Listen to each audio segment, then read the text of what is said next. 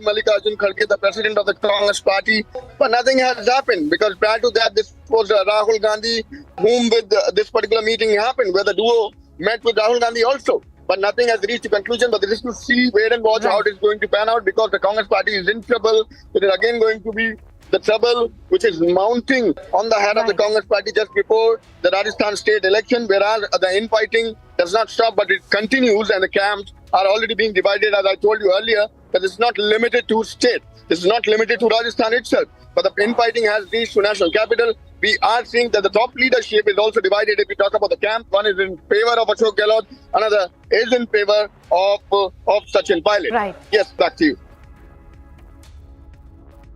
Right, Anuj, thank you very much for breaking that down for us and for those inputs. And Anuj, my colleague there, telling us about this infighting that extends through the ranks from the Rajasthan Congress to the top levels of the Congress party. Infighting is the name of the game when it comes to Sachin Pilot and Ashok Gehlot. But more on that later. Let's take a look at some other stories that we're tracking.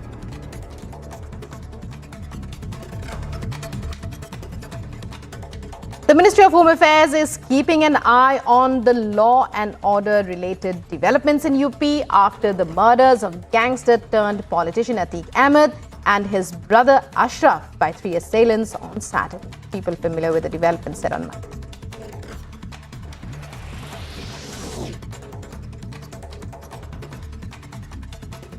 UP police have shifted their focus on tracing slain gangster-turned-politician Atiq Ahmed's absconding wife, Shaista Parveen, and are surprised she did not either surrender or turn up for the burials of either her son or those of her husband and brother-in-law. Union Minister Anurag Thakur slams the opposition for criticizing the killing of gangster-turned-politician Atiq Ahmed and his brother Ashraf. He goes on to say, I quote, these same mafia leaders used to attack common people, kill and loot them. But we never heard any of these politicians speaking against it. यही mafia वाले जब आम जनमानस पर, व्यापारी पर प्रहार करते थे, मारते थे, दबाकर वसूली करते थे, तब इनमें से आप में से किसी नेता को बोलते हुए नहीं सुना, क्योंकि यही नेता इन्हीं माफिया और डॉन के घरों में जाकर चाय पीते थे।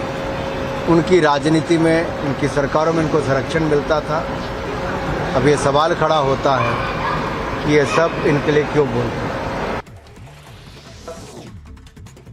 Minister of External Affairs S. Jaishankar held talks with Russia's Deputy Prime Minister Denis Manturov, who is also the country's Minister of Industry and Trade, after the latter began his two-day visit to India. At the meeting, the External Affairs Minister commented on the ties between India and Russia, stating the two nations have historic people-to-people ties. Let me try to place the economic cooperation in a strategic context. Our partnership today is a subject of attention and comment, not because it has changed, but because it is not. Indeed, it has been among the steadiest of the major relationships of the world in the contemporary era. The National Investigation Agency has taken over the probe into the violent demonstrations by pro-Khalistan protesters outside the Indian High Commission in London last month and is likely to send a team there very soon to investigate a larger conspiracy.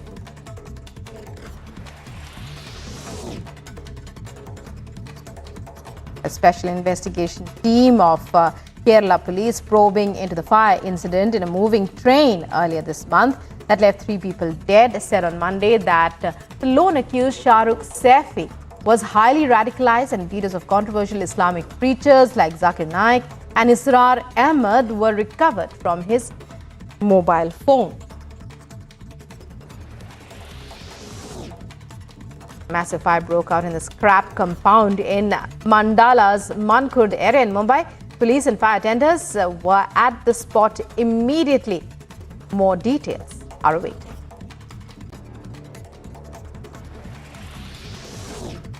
Supreme Court issues notices to Nagaland Chief Minister Nefi Rio, State Chief Secretary and tribal leaders for repealing the Nagaland Municipal Act and violating an undertaking given to the court to roll out 33% reservation for women in local bodies after a gap of more than a decade.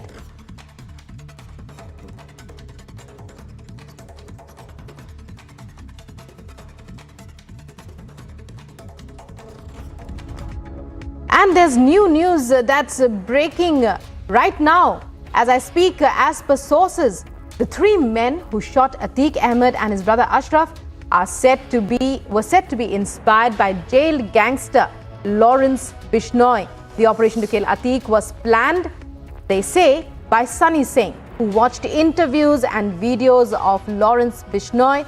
Not just that, the shooters have also made some other big disclosures during their interrogation. And Tanisha, to take us through this breaking news. Tanisha, lots of disclosures now that the three men are being interrogated, the three men responsible for the killing of Atiq and Ashraf. Take our viewers through what's happening. Well, right, Rukma, there's a big breaking news coming in and a fresh lead in the case. Well, remember, it was on Saturday night at 10:35 when the mafia don were shot dead by these three shooters who were masquerading, who were imposters, and they were masquerading as media journalists. Now, to take our viewers through where they actually hail from, remember, all the three shooters hail from three different areas, which is Banda, Hamirpur, and Karsganj. So they have no common link with between them. Also, what is known is all the three shooters never ever committed a crime before together. Now, what makes us think is that where were they inspired from? Now, according to sources, they have revealed during their interrogation that they used to watch, especially the main shooter Sunny. He used to watch videos that were inspired by Lawrence Bishnoi. He used to get inspired from the way Lawrence Bishnoi committed crimes, his modus operandi, and many other things. So this is the massive revelations coming in, where it is known through sources that during interrogation, shooter Sunny has revealed that he used to watch Lawrence Bishnoi's videos, and it is through his videos that he got convinced, that he got motivated to commit this crime. It is also said that all of these three shooters came together through the main link, which is shooter Sunny. The shooter Sunny is said to be the main person to get the other two shooters, Lavlesh and Arun, together. This is the big lead coming in, and as the interrogation is still underway and the SIT committees also have been formed, there is more information likely to come out, because remember, these three shooters hail from three different places and not Allahabad and not Prayagraj. So coming to Prayagraj, committing a crime and not letting anybody know about it, smuggling illegal weapons in Prayagraj is a matter of question as to who helped them, under whose direction were they working, and if they were not working under somebody, who were they actually inspired from. And the fresh lead coming in is that Lawrence Bishnoi is the person by which shooter Sunny was inspired. Rukma. Right, Tanisha, well, stay with us. I'll be right back with you. But now, viewers, from Atiq ji to murder due to media trial. As Atiq apologists try to lionize the mafia don, Union Minister Anurag Thakur has hit out. Let's listen in.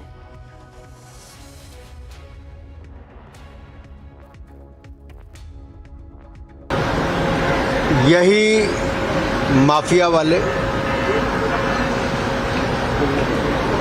जब आम जनमानस पर, व्यापारी पर प्रहार करते थे, मारते थे, दबाकर वसूली करते थे, तब इनमें से, आप में से किसी नेता को बोलते हुए नहीं सुना, क्योंकि यही नेता इन्हीं माफिया और डॉन के घरों में जाकर चाय पीते थे। उनकी राजनीति में, उनकी सरकारों में इनको संरक्षण मिलता था। अब ये सवाल खड़ा होता है कि ये सब इनके लिए क्यों बोलते हैं। And going back from what Well, the Union Minister has said to my colleague Tanisha. Tanisha, you just heard it as we sounded out our viewers to that bite of the Union Minister Anurag Thakur. A war of words has now broken out. We have Atiq apologists on the one side. On the other side, we have those who are now, giving full credit to a completely different UP police under Chief Minister Yogi Adityanath.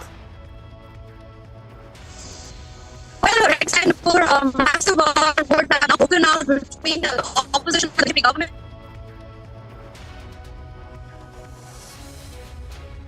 It out at shootout that took place and said that it was a fake encounter and said that it was all.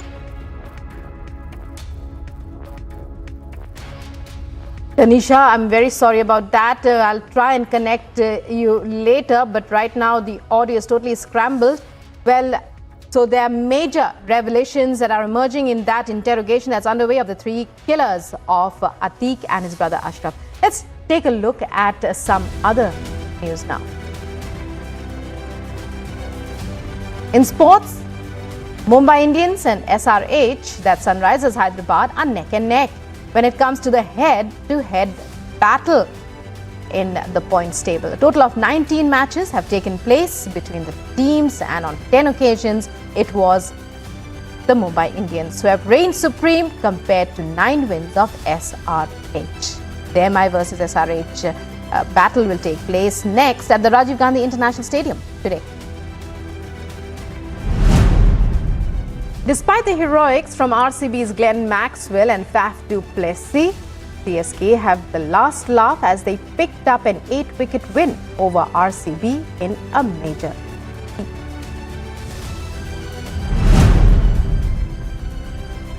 Devon Conway, Chennai Super Kings batsman, praised MS Dhoni after CSK beat RCB by 8 runs. Playing for the first time in yellow, Conway revealed he was overwhelmed while having lunch in between Dhoni and CSK captain Ravindra Jadeja. Former England spinner Monty Panesar dissects difference between Rohit Sharma and Virat Kohli's captaincy. Panesar explains that Virat Kohli took the game to the opposition. Rohit Sharma is much more composed and cooler than the former Indian skipper. Cristiano Ronaldo names his greatest playing 11 with the players he has rubbed shoulders with in his career. Ronaldo joined Al Nassr earlier this year from Man U on a free transfer, but has not really managed to live up to the bill. Alex Rins wins Grand Prix of the Americas in Texas, claims 100th podium for LCR Honda. In the process, the victory ends Honda's drought, their last win coming at the Emilia Romagna GP in 2021.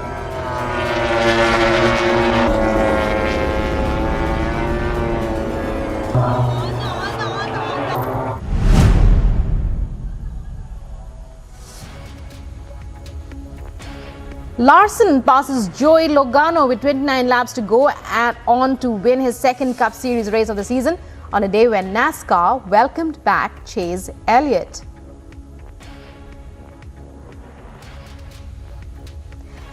Caretaker Chelsea manager Frank Lampard takes his team through their paces as he looks to turn around a 2-0 deficit on the return leg of the UEFA Champions League quarter-final against Real Madrid.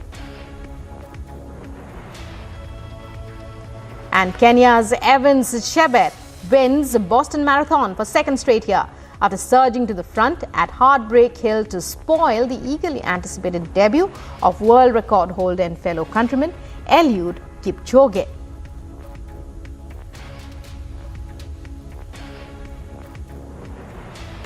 Argentina replaces Indonesia as host of Under-20 World Cup next month. FIFA announces the decision just over 2 weeks after Indonesia was stripped of hosting rights.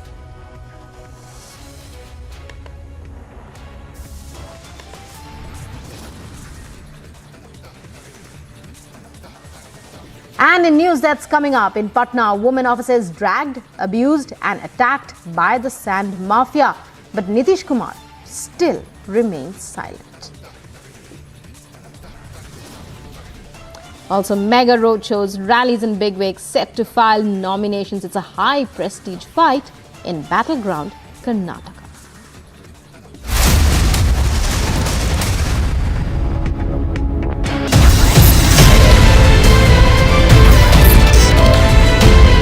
Your friend Mamta Banerjee, she says that आप consult नहीं करते, like on disinvestment, opposition should have been consulted. हमने सोचना बंद नहीं किया। करोड़ों की संख्या में रिपब्लिक भारत और रिपब्लिक टीवी दोनों को देश में लोग देख रहे हैं। ये सब कभी ना कभी ट्रेन का सफर करते हैं। अब हम चाहते हैं कि वो ट्रेन का सफर अंग्रेजी में SUFFER सफर ना रहे, वो एक सुगम सफर हो जाए।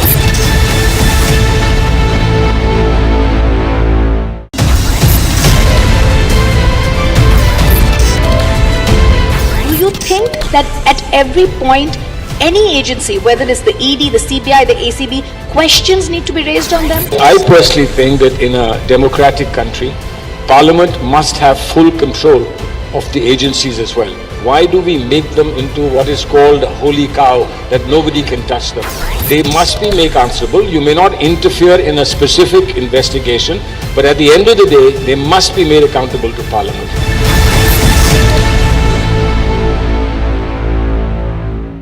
The throne of the leadership I confer to Prime Minister Modi of India. प्रधानमंत्री नरेंद्र मोदी G20 इवेंट के दौरान नेताओं के साथ द्विपक्षीय बैठक करेंगे।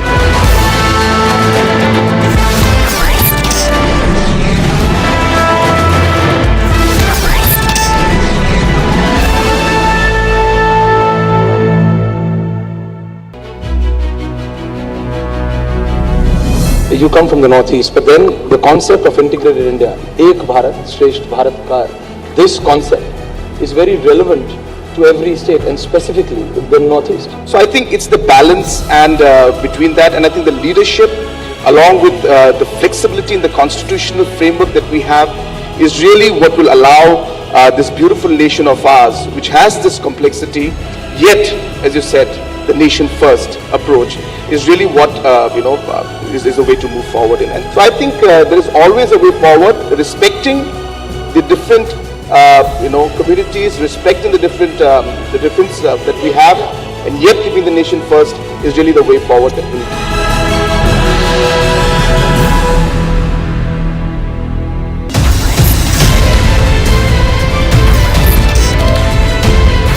इस देश में बहुत समय के बाद एक ऐसी सरकार आई है जो सरकार टिकाने के लिए नहीं चल रही, देश को सुधारने के लिए सरकार चल रही है। ये पहला एक बड़ा इवेंट हुआ है जहां पे आप इस पर विस्तृत तौर से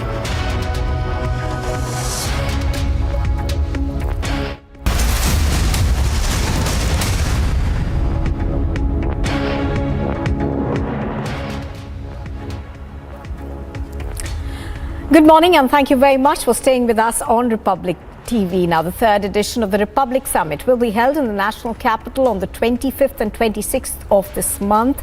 It's got the biggest names, the biggest newsmakers and the biggest agents of change and transformation who will be at the Republic Summit once again. So stand by for what will be by far India's biggest news event by miles. Now, India's transformation is for us to celebrate together, to take pride in it together. What does this time of transformation mean to you? Tell us what this transformation means to you and send us your video on it via WhatsApp on 730-443-4381. The most compelling responses will get in-house tickets to the Republic Summit. Join us in celebrating this time of transformation. And here are the headlines that we are tracking at 10:30 this morning. यही नेता इन्हीं mafia और don के घरों में जाकर चाय पीते थे। उनकी राजनीति में, उनकी सरकारों में इनको संरक्षण मिलता था। अब ये सवाल खड़ा होता है कि ये सब इनके लिए क्यों बोलते हैं। Union Minister Anurag Thakur takes on Atiq apologists in this scathing attack.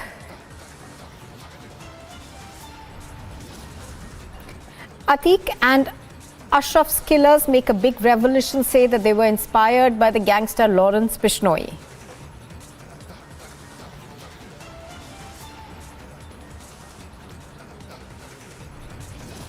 शासन की कार्रवाई करके पायलट साहब के करके बताओ, छत्ती का दूध याद आ जाएगा, छत्ती का दूध याद आ जाएगा और क्या चलेगा फैसला।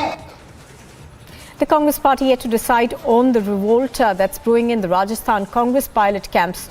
Throws a dare, says be ready or face repercussions.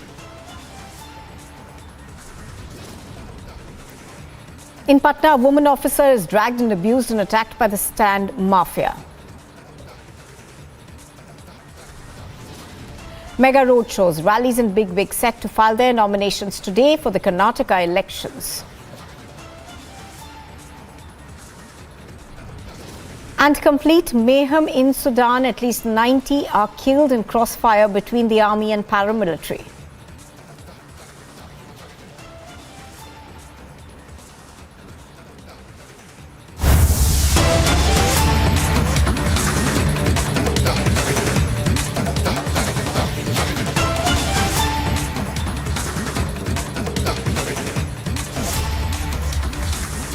Well, a very disturbing news story that we are bringing to you right now. 2.5-year-old child drowned after falling into a pit that had been dug to install a water pipeline by the Bangalore Sewage Board. No warning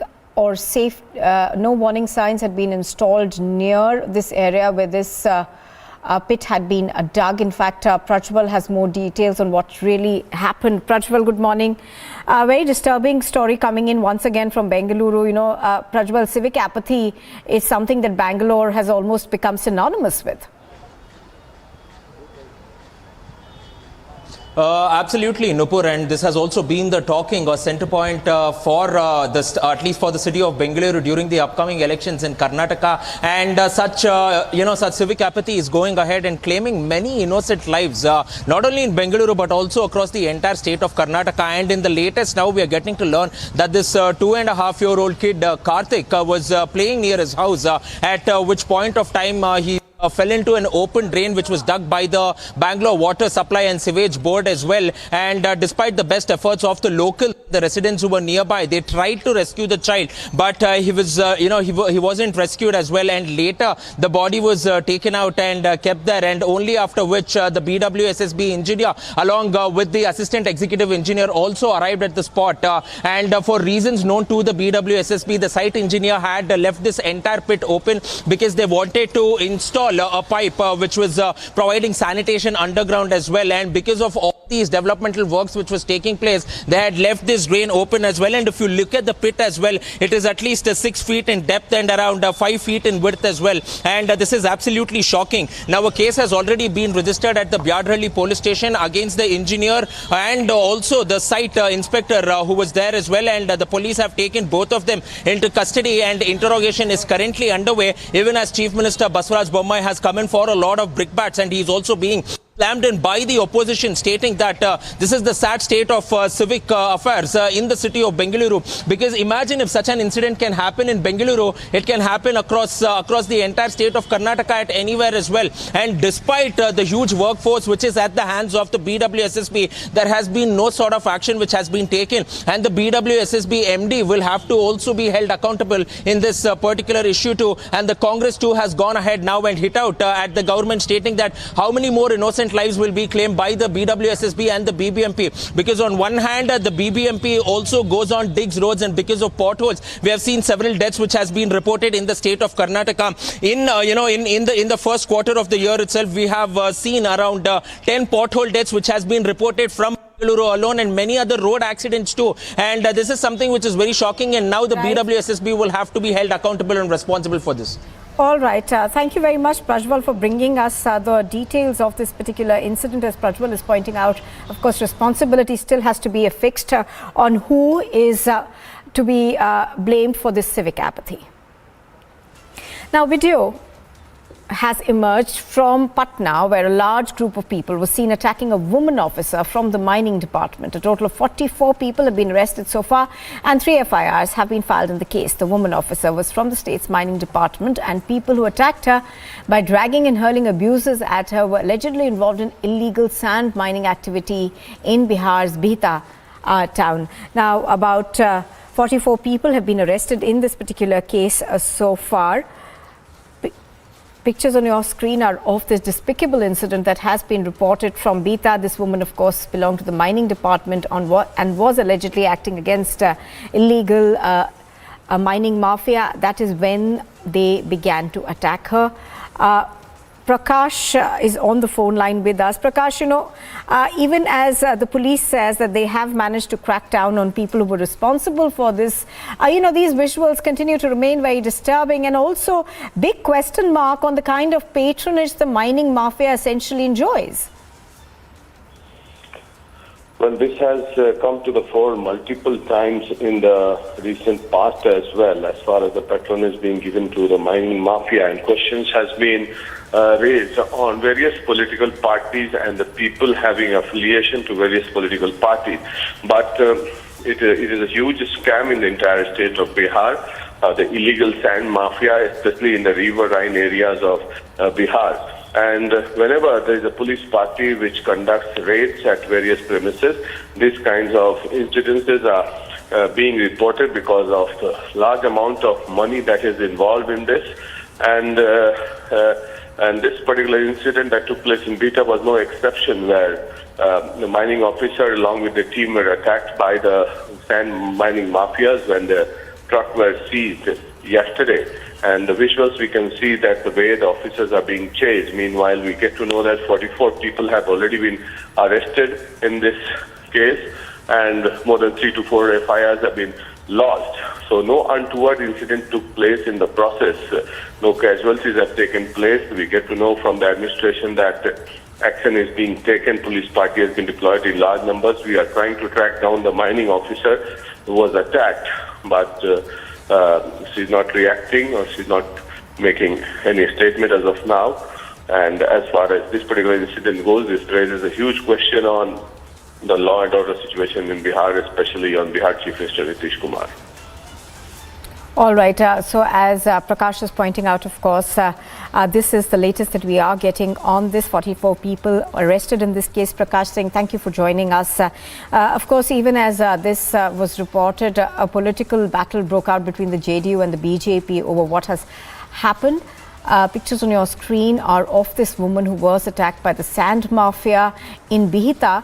She was allegedly dragged and assaulted by people who were involved in illegal mining.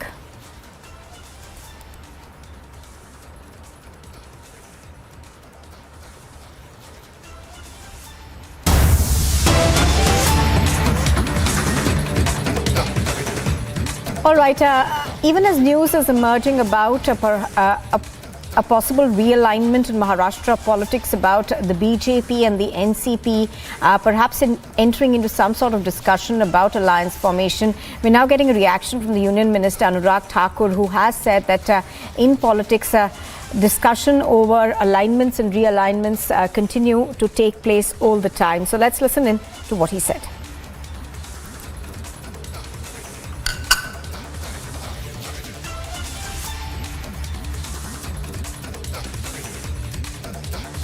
चाहे वो भी कहीं ना कहीं भाजपा के साथ हालांकि चर्चा महाराष्ट्र के राजनीतिक गलियारे में चल रही है, क्या कहेंगे?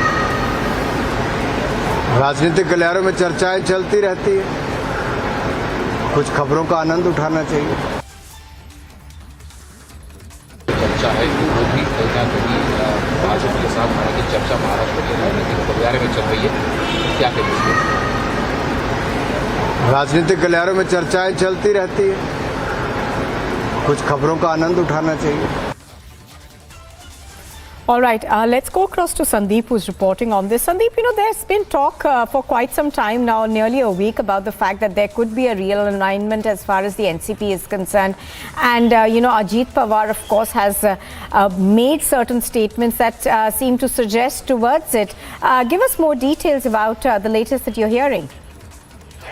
See, Nupur, not only Ajit Pawar but also Sharad Pawar has given such statement which is more likely inclined to Bharatiya Janata Party, be it on JPC or on Adani or on Prime Minister Narendra Modi's degree. Now, as far as sources in BJP are concerned, they have confirmed us that yes, there are talks underway with NCP, but at this point of time, no one is in fact coming out in front and in fact accepting that fact. Apart from NCP's part, as far as Mahavikas Aghadi is concerned, remember, day before yesterday, Sanjay Raut in an editorial had mentioned that BJP is in fact pressurizing NCP and in fact trying to force MLAs in their favor. But at this point of time, there are undercurrent in NCP as well. And in fact,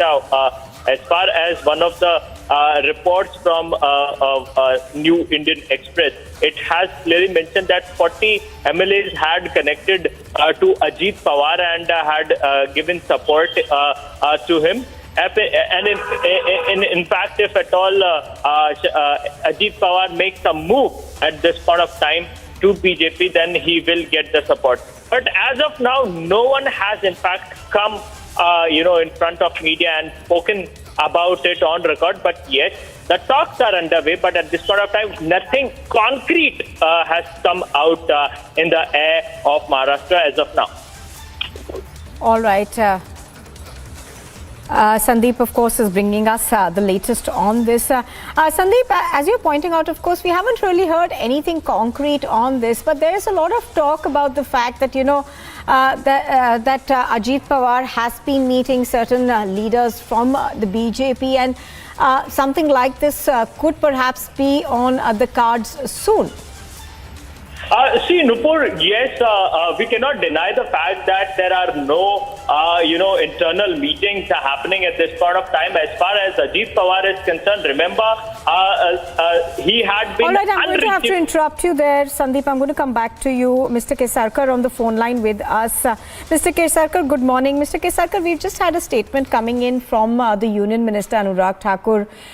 He says, political discussions keep taking place on alignment and realignment. But the fact is, there is a lot of talk about the news that the NCP could soon be joining hands with the BJP. Can you give us more details about when that will happen and, whether we should be reading a lot into the statement of the Union Minister?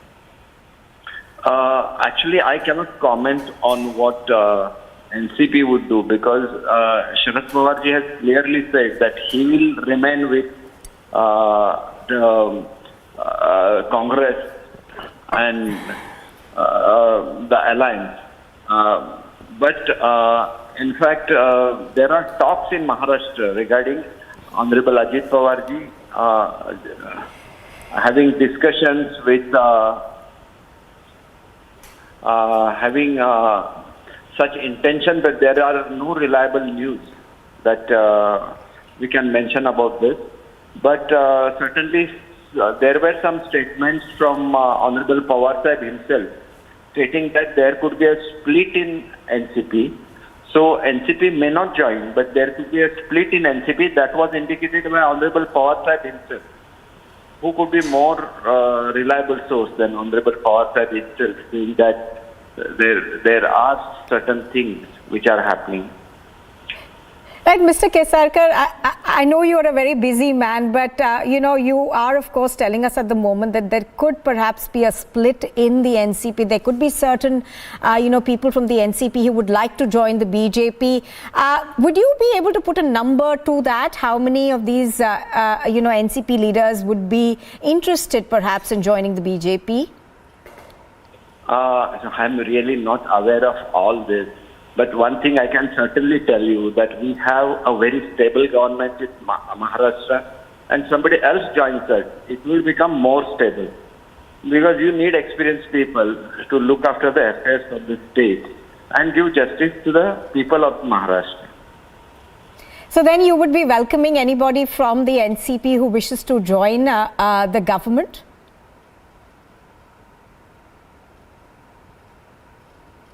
Mr. Kesarkar? Hello. Mr. Kesarkar, I was asking you, so then does that mean that you welcome anybody who wishes to join the government in Maharashtra?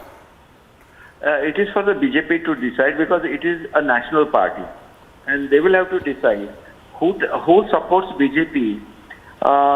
We don't oppose it. We in fact welcome it because it makes the government more strong.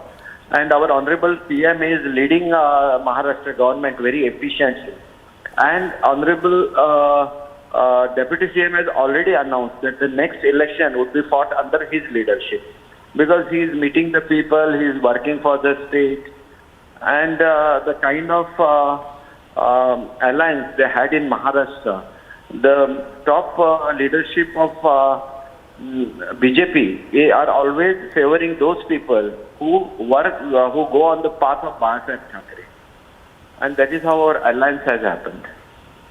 Right, Mr. Deepak Kesarkar, appreciate your speaking to us on Republic TV. Thank you very much for that. Deepak Kesarkar over there, of course, telling us that there is some talk perhaps of the NCP breaking away. Some of their leaders are breaking away.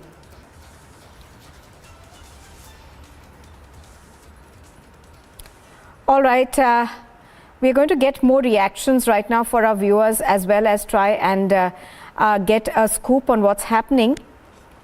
But just to tell our viewers, there has been a lot of speculation that Ajit Pawar could be breaking away from the NCP, and there is also talk of the fact that there may be other people from the NCP who would want to break away with him. Sharad Pawar, of course, in the past has maintained that he will stay with the MVA, but we don't know how this really is going to pan out. So there could be two scenarios, of course. One, that there might be a split within the NCP. Two, of course, that the whole of it moves towards the BJP. Now, there have been certain statements that have come in from the NCP and senior leadership of the party for some time now. Ajit Pawar, of course, has repeatedly spoken about how he feels governance is doing very well under the BJP, and we've also seen Sharad Pawar speak several times about certain controversial issues which have been raised. So we are still awaiting more news in terms of whether the talk that is there in political circles of the fact that the NCP could be moving towards the BJP is true or not. All right, on the phone line with us is Vishwas Pathak from the BJP. Mr. Pathak, good morning. Mr. Pathak, of course, today there seems to be renewed speculation about the fact that there could be Ajit Pawar from the NCP and certain other certain other leaders from the NCP who could now be realigning with the BJP. Any confirmation or any news that you can share with us? So there is not the concrete development or any proposal like that. However, BJP is always in the mode of expansion through organic or inorganic way. Those who would like to join our ideology, we welcome them. As far as NCP is concerned, in Maharashtra, there is no any concrete development or proposal as of now. Right, but have you heard anything in terms of the fact that Ajit Pawar as well as others could be leaning towards the BJP, if I could use that word instead? See, if you look at it, BJP's ideology all across India, all across nation, all the political parties, including opposition parties, their leaders are getting attracted towards the leadership of Honorable Modi ji and Amit Shah. Therefore, I will not be surprised if people from Maharashtra are also getting aligned with BJP. All right. Vishwas Pathak of the BJP, appreciate your speaking to us. Thank you very much for joining us. So there you have it. No confirmation coming in, but at this point in time, of course, there is a lot of speculation that there could be a realignment of the NCP and it could be looking towards the BJP. And here's a quick look at what else is making news this morning. The Ministry of Home Affairs is keeping an eye on the law and order related developments in Uttar Pradesh after the murders of the gangster turned politician Atiq Ahmed and his brother Ashraf by 3 assailants Saturday, I beg your pardon. Now, people familiar with the development have said that the Uttar Pradesh police have also shifted their focus to tracing the slain gangster turned politician Atiq Ahmed's absconding wife.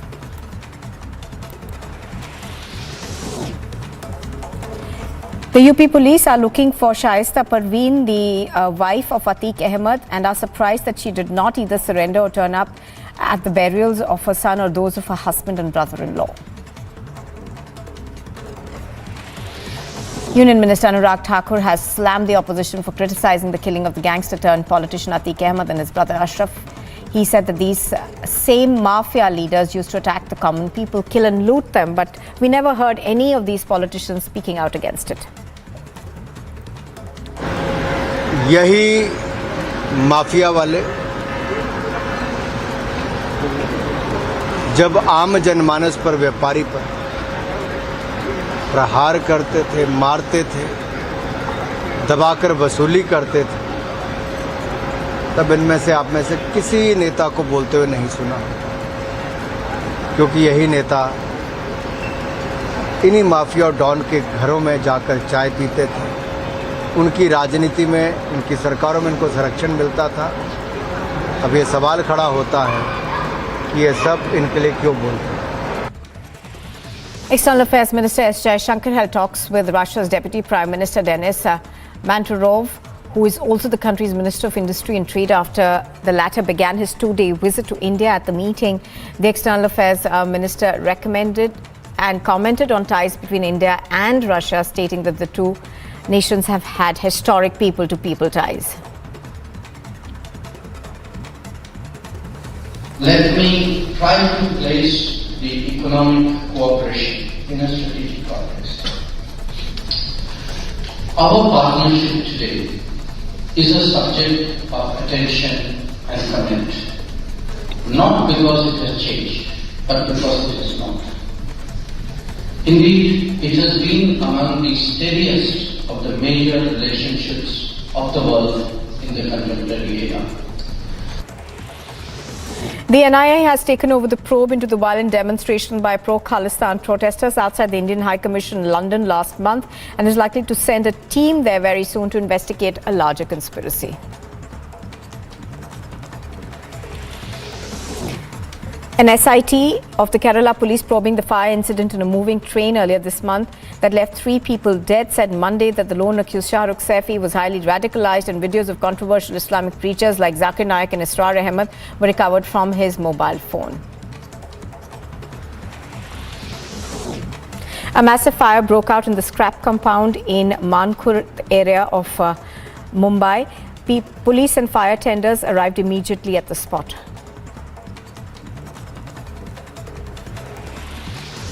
And the Supreme Court has issued notices to the Nagaland Chief Minister, the State Chief Secretary and tribal leaders for repealing the Nagaland Municipal Act and violating an undertaking given to the court to roll out 33% reservation for women in local bodies after a gap of more than a decade.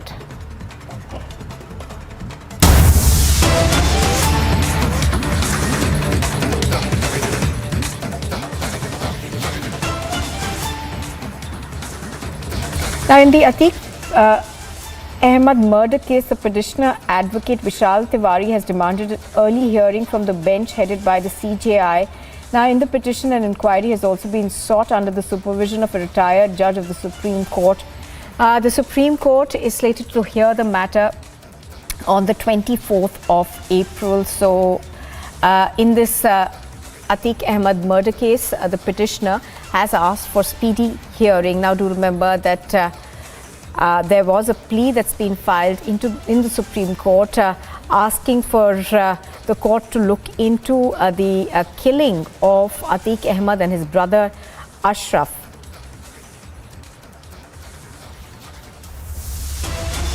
Now, what we are also given to understand is that in this petition, an inquiry has also been sought under the supervision of a retired judge of the Supreme Court. The Supreme Court had already listed the matter for hearing on the 24th of April. Rhythm Bhardwaj joins us on the phone line right now. Rhythm, we are given to understand that the petitioner in this case is asking for an early hearing into, the case of the killing of Atiq and his brother. Can you give us more details, please?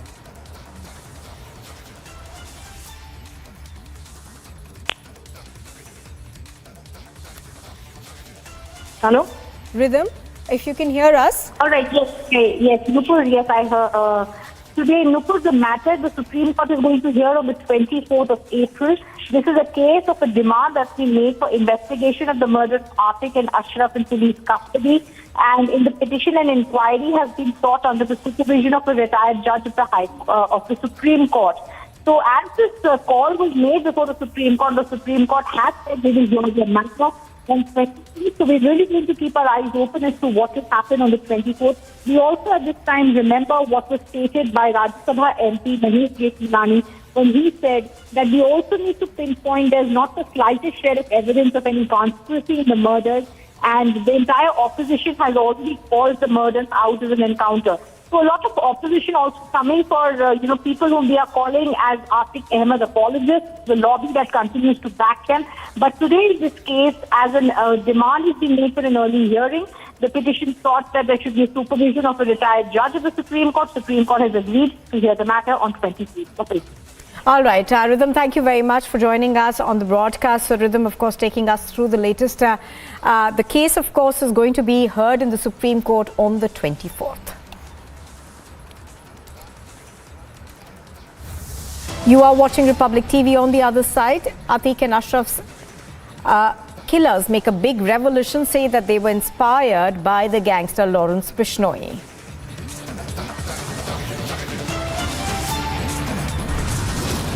And there's complete mayhem on the streets in Sudan as at least 90 people are killed in crossfire between the army and the paramilitary.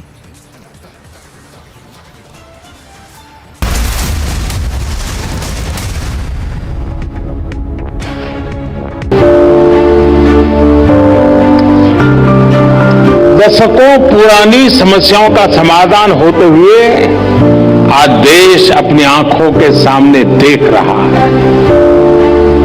और कभी कभी लोग कह भी रहे हैं कि हमने सोचा नहीं था कि हम जीते जी ये देख पाएंगे। ऐसा कई लोग कहते हैं और इसके दो प्रमुख कारण हैं। पहला, भारत के 130 करोड़ लोगों का आत्मविश्वास जो कहता है yes, it is India's moment.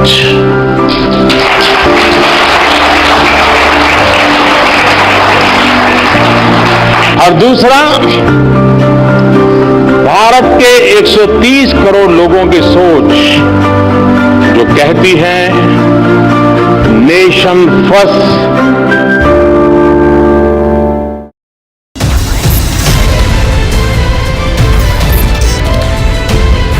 Your friend Mamta Banerjee, she says that आप कंसल्ट नहीं करते, like on disinvestment opposition should have been consulted. हमने सोचना बंद नहीं किया। करोड़ों की संख्या में रिपब्लिक भारत और रिपब्लिक टीवी दोनों को देश में लोग देख रहे हैं। ये सब कभी ना कभी ट्रेन का सफर करते हैं। अब हम चाहते हैं कि वो ट्रेन का सफर, अंग्रेजी में SUFFER सफर ना रहे, वो एक सुगम सफर हो जाए।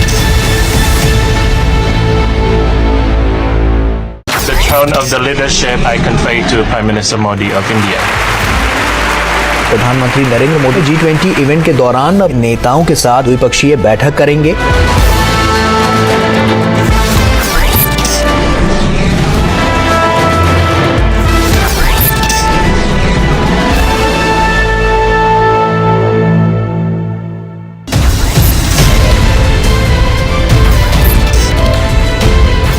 इस देश में बहुत समय के बाद एक ऐसी सरकार आई है जो सरकार टिकाने के लिए नहीं चल रही, देश को सुधारने के लिए सरकार चल रही है। ये पहला एक बड़ा इवेंट हुआ है जहां पे आप इस पर विस्तृत तौर से इन डिटेल आप बात करेंगे, तो let us address all issues.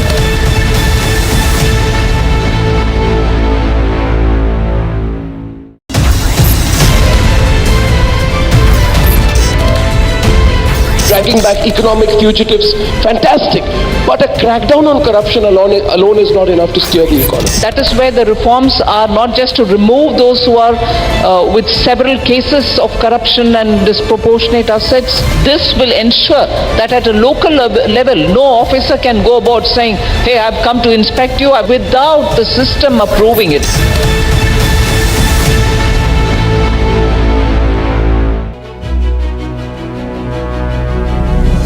You come from the northeast, but then the concept of integrated India, Ek Bharat, Shresht Bharat Kar, this concept is very relevant to every state and specifically the northeast. So I think it's the balance and between that, and I think the leadership along with the flexibility in the constitutional framework that we have is really what will allow this beautiful nation of ours, which has this complexity, yet, as you said, the nation first approach is really what is a way to move forward in. And so I think there is always a way forward, respecting the different communities, respecting the difference that we have, and yet keeping the nation first is really the way forward that we need.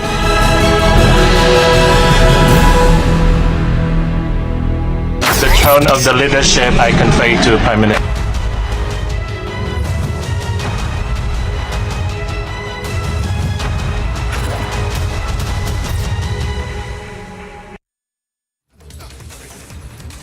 A very good morning. Thanks for tuning in. India's biggest news event is back. The third edition of the Republic Summit will be held in the national capital this month. The biggest names, the biggest newsmakers, the biggest agents of change and transformation in India will be at the Republic Summit once again this year. So stand by for what will be by far India's biggest news event by miles. India's transformation is for us to celebrate together, to take pride in it together. So what does this time of transformation mean to you? Tell us what this transformation means to you and send us videos on the number flashing on the screens right now, 73044 34381, and the most compelling responses will also get in-house seats to India's biggest news event, the Republic Summit.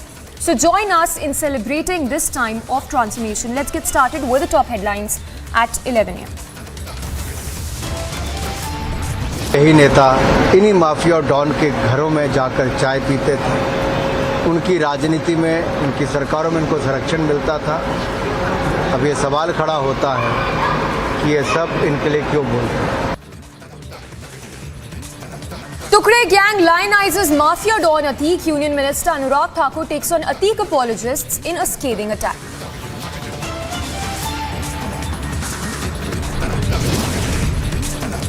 Atiq and Ashraf killers make big revelations, say they were inspired by gangster Lawrence Bishnoi.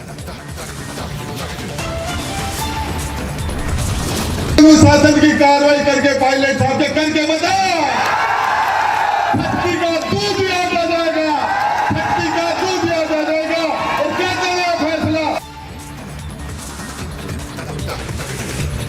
Vadra Congress yet to decide on revolt. Pilot camp throws a dare, says be ready to face repercussions.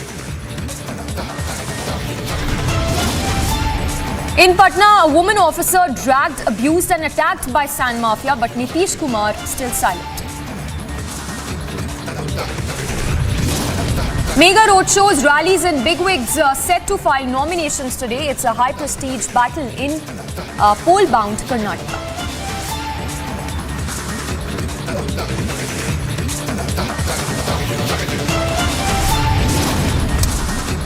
And it's a complete mayhem on the streets of Sudan. At least 90 killed in crossfire between army and the paramilitary forces.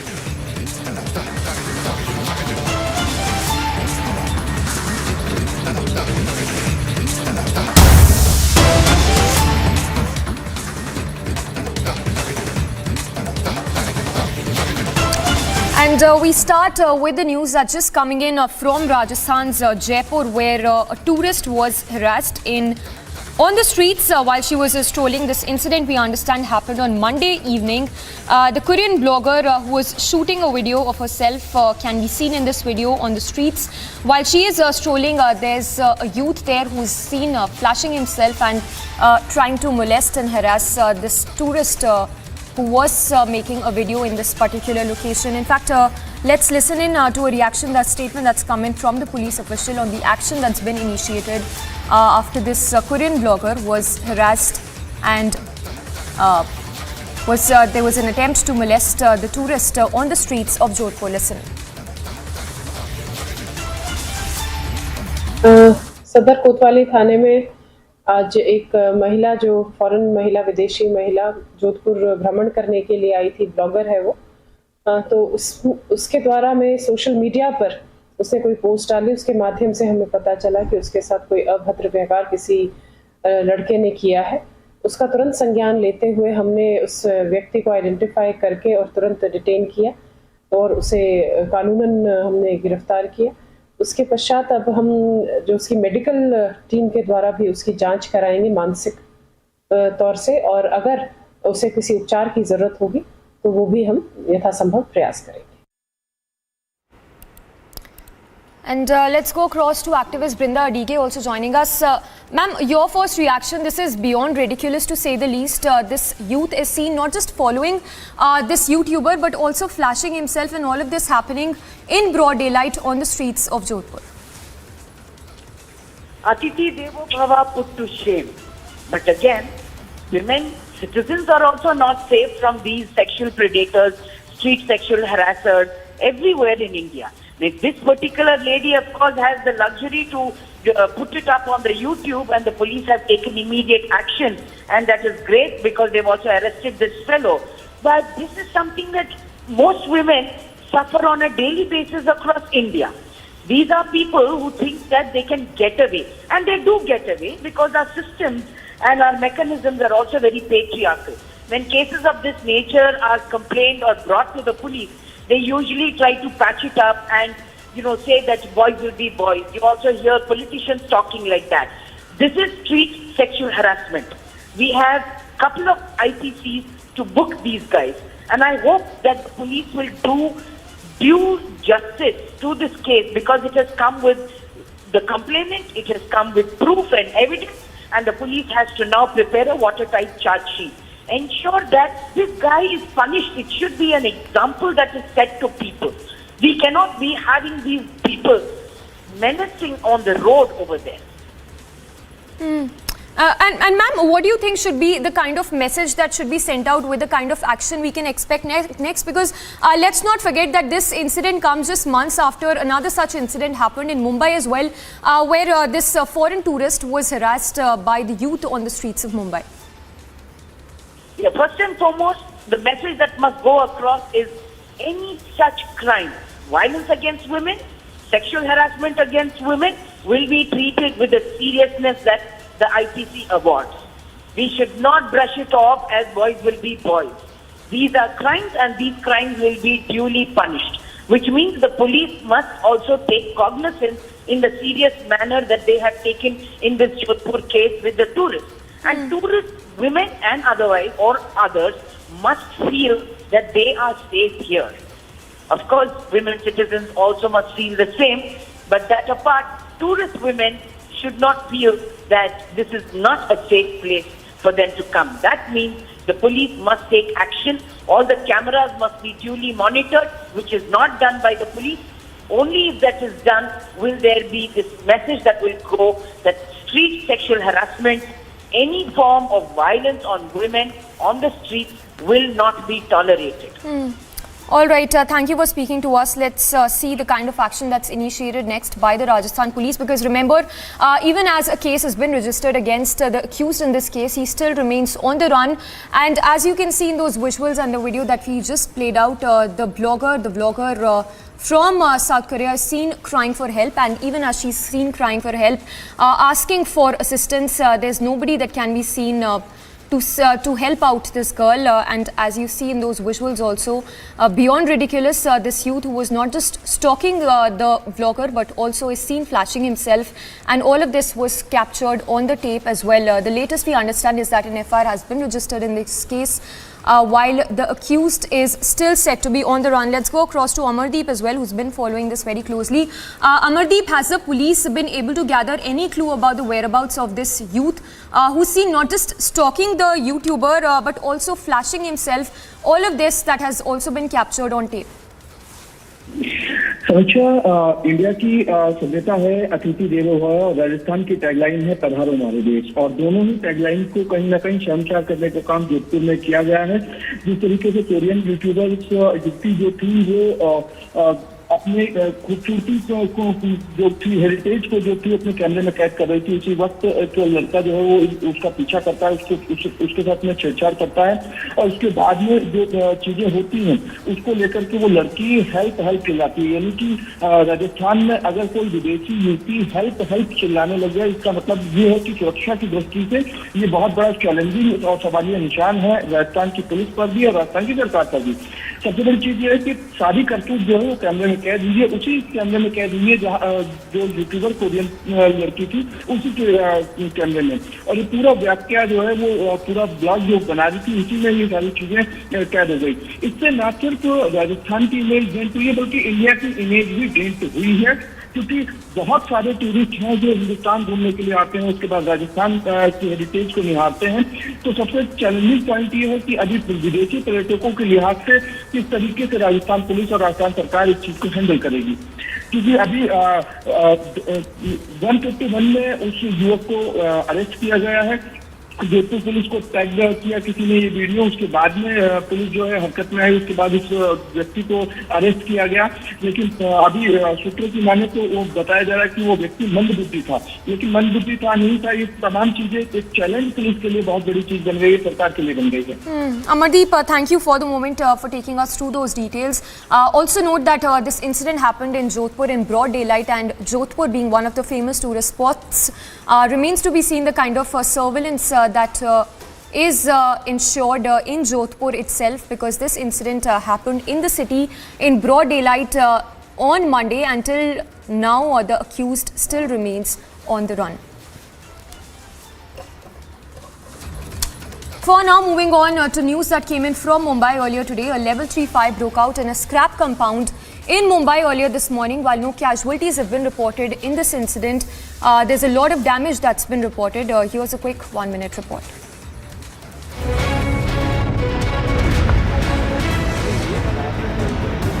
Early this morning, huge flames engulfed Mankud's mandala.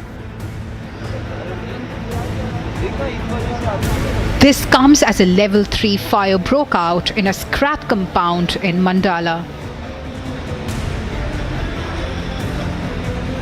Police and fire tenders were rushed immediately at spot in a bid to assess the situation and control the raging blaze that sent thick black plumes of smoke up high in the air. While the authorities have informed that no casualties have been reported so far, a probe is now underway to ascertain the cause of the fire.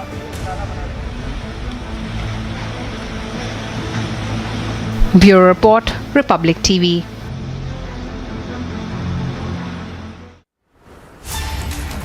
And to the big story that has come in from Maharashtra, where there is a lot of speculations being made on whether Ajit Pawar could be joining the BJP. Now remember, even as Ajit Pawar had earlier put out a clarification that for now that is not a possibility, there is a strong possibility that he could join the BJP. In fact, we're given to understand that Dhananjay Munde's phone is not reachable. So Dhananjay Munde, who's gone incommunicado, and we're given to understand that questions, in fact, speculations are rife that there could be an alliance in the offing. Let's go across to Alisha, tracking the story very closely. Alisha, the question here being that what is exactly going to be the next move of Ajit Pawar? Well, as of now, Amisha, Ajit Pawar is in Vidhan Bhavan, and there are some leaders from the MLAs who have already reached Vidhan Bhavan, who are having a meeting with Ajit Pawar. So Shekhar Nikam and Dharamrao Atram, who is meeting Ajit Pawar as of now, but the top sources has also confirmed that Dhananjay Munde's phone is not reachable. So they have been trying to get in touch with Dhananjay Munde, but both the numbers are not reachable, is what we have been told. And moreover, it has also been said that where some of the leaders, whether it is from the Shiv Sena or the BJP, they are also welcoming the move of Ajit Pawar if this is going to happen, because they are clearly mentioning that they will be very happy if Ajit Pawar and NCP MLAs will join us. So yes, it's a speculation which is being going around. There are some of the MLAs which Ajit Pawar, which are likely to get an alliance with BJP and Shiv Sena, that is Eknath Shinde's faction. But now even we have been seeing whether it is the statement that is being coming up from a Maharashtra minister as well, that is Deepak Kesarkar, while speaking to Republic, while he says that there are talks in Maharashtra regarding Ajit Pawar, and there are some statements that there might be a split. But as of now, he also mentioned that we have a very stable government in Maharashtra, and if someone will join, so it will become more stable. So it's a clear hint that is being given by Maharashtra minister, saying that if NCP will join, there will be a more stable government. And as well as the cabinet minister Anurag Thakur has also made it very clear that discussions are very common in politics. And if there is some news, we must be happy. So we have to even wait for what officially goes, because here are the source-based information that we are getting that from today, where we have been seeing some of the activities in Maharashtra. At one where Ajit Pawar is in Vidhan Bhavan, he is holding a meeting with some of the leaders of the NCP. While on the other hand, there are also been trying to get in touch with Dhananjay Munde, whose poll is not reachable.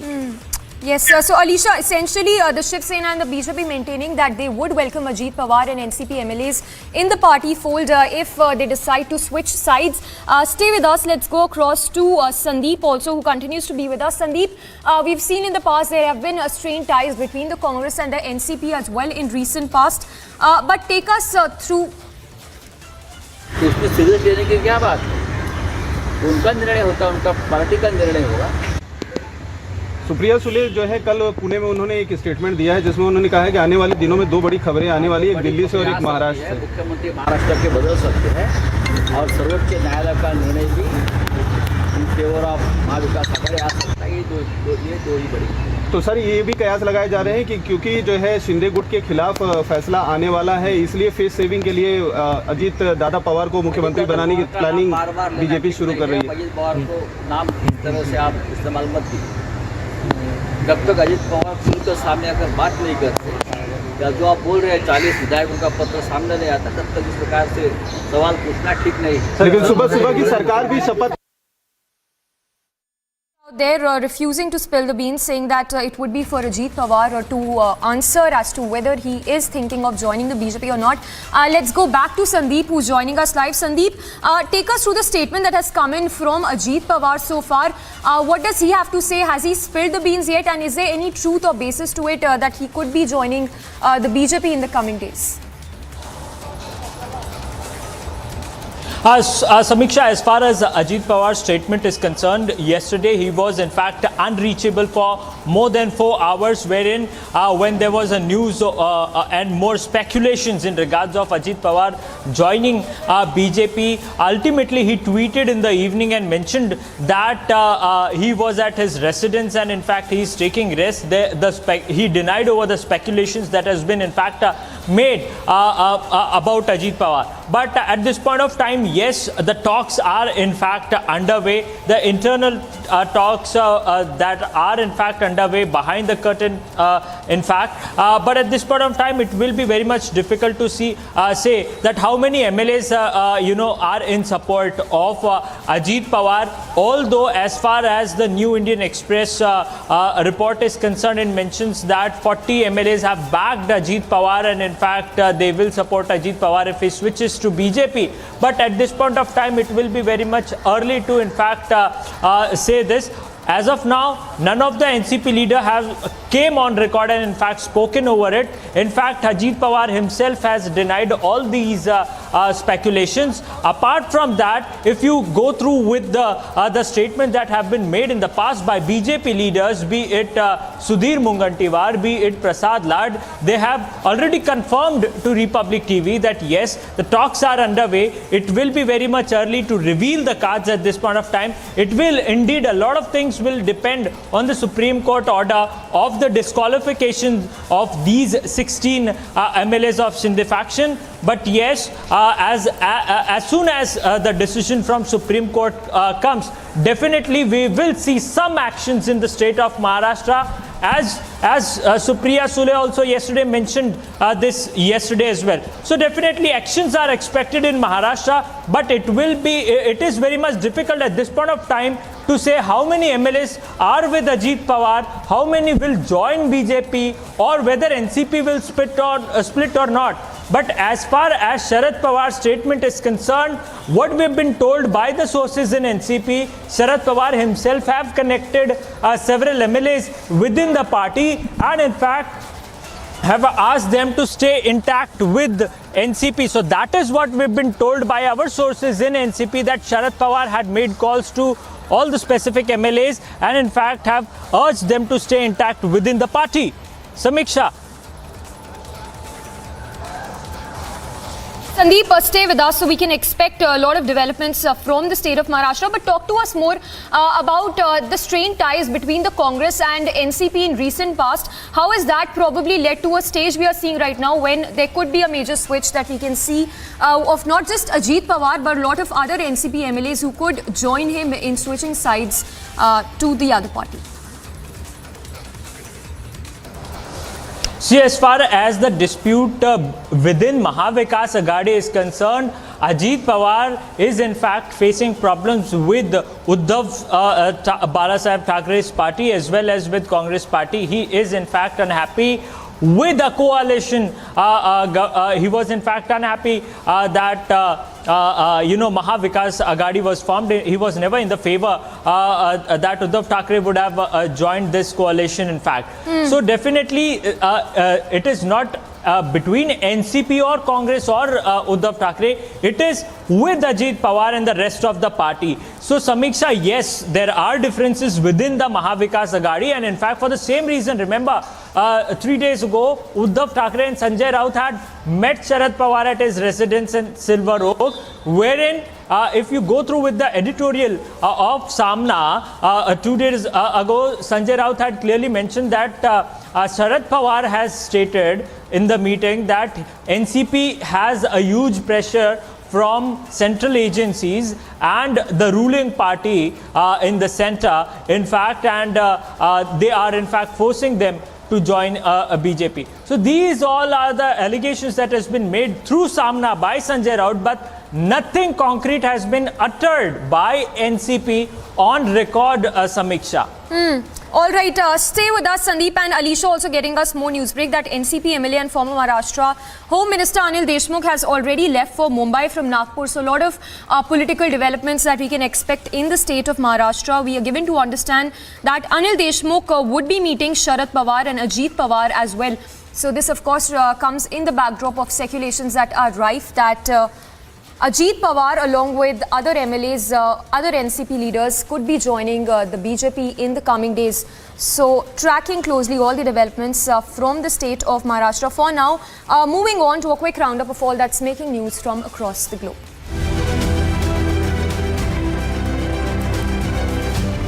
G7 talks in Japan continue as the energy and environment ministers of the G7 countries pledged in Japan to accelerate the abandonment of fossil fuels.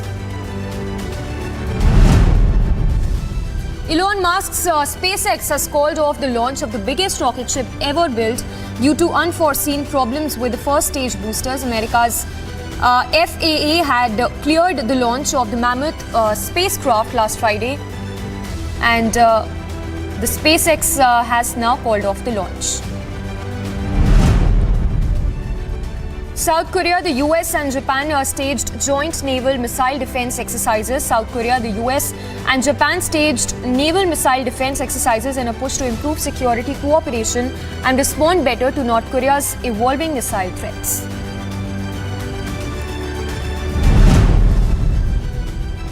Italian police has seized around 2 tons of cocaine that was found floating off the coast of Sicily in one of the country's largest ever finds of illegal drugs. North Korean leader Kim Jong-un attended a nighttime ceremony to inaugurate a new district of the capital, Pyongyang. The new street of the apartment blocks is in a suburb of Pyongyang. And in news from Spain, where firefighters in northeastern Catalonia region said that part of a blaze that spread close to the town of Portbou was still active but had been stabilized and was not spreading. Sudanese huddled in their homes for third consecutive day as the army and powerful rival force fight in the streets of capital and other cities for control of the country. Egyptian president said that his administration was communicating with the warring sides in Sudan in an effort to stop the fighting and start negotiations that are aimed at restoring stability in the neighboring country.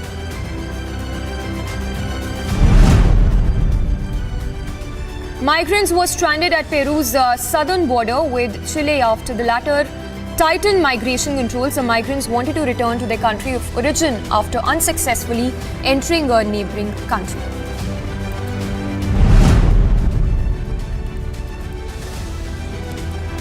A freak storm in southern Thailand capsized a dozen fishing boats and killed at least 3 people, but according to officials, more than 100 others who were also at sea have been accounted for.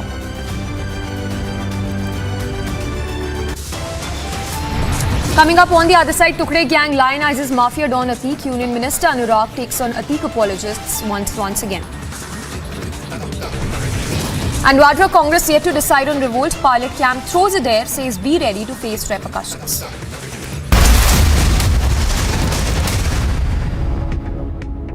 आज की service जो कि एक बहुत ही क्रांतिकारी service के तौर पर माना जा रहा है, भारत सबसे अधिक तीव्र गति से डिजिटलीकरण करने वाली इकोनॉमी है।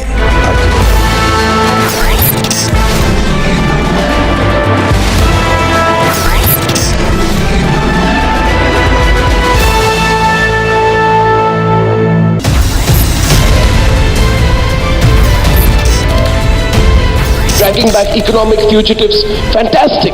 But a crackdown on corruption alone is not enough to steer the economy. That is where the reforms are not just to remove those who are with several cases of corruption and disproportionate assets. This will ensure that at a local level, no officer can go about saying, hey, I've come to inspect you without the system approving it.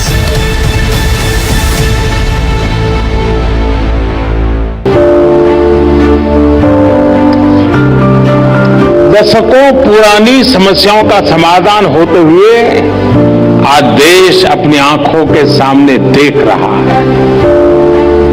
और कभी कभी लोग कह भी रहे हैं कि हमने सोचा नहीं था कि हम जीते जी ये देख पाएंगे। ऐसा कई लोग कहते हैं और इसके 2 प्रमुख कारण हैं।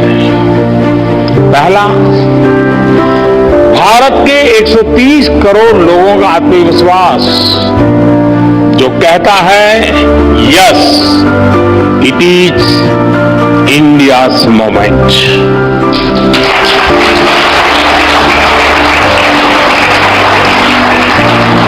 और दूसरा,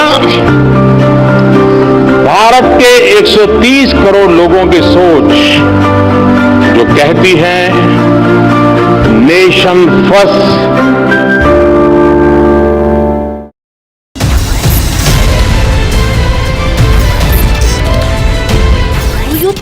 That at every point, any agency, whether it's the ED, the CBI, the ACB, questions need to be raised on them? I personally think that in a democratic country, Parliament must have full control of the agencies as well. Why do we make them into what is called a holy cow, that nobody can touch them? They must be made answerable. You may not interfere in a specific investigation, but at the end of the day, they must be made accountable to Parliament.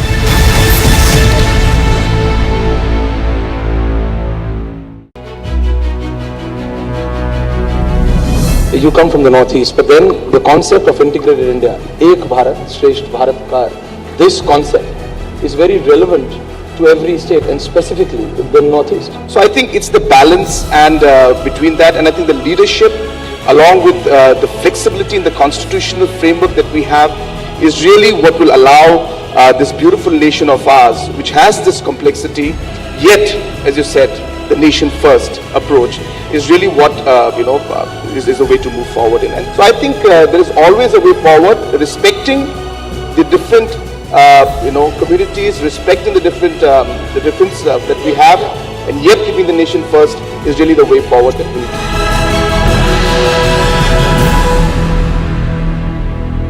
5G service जो कि एक बहुत ही क्रांतिकारी service के तौर पर माना जा रहा है, भारत सबसे अधिक तीव्र गति से डिजिटलीकरण करने वाली इकोनॉमी है।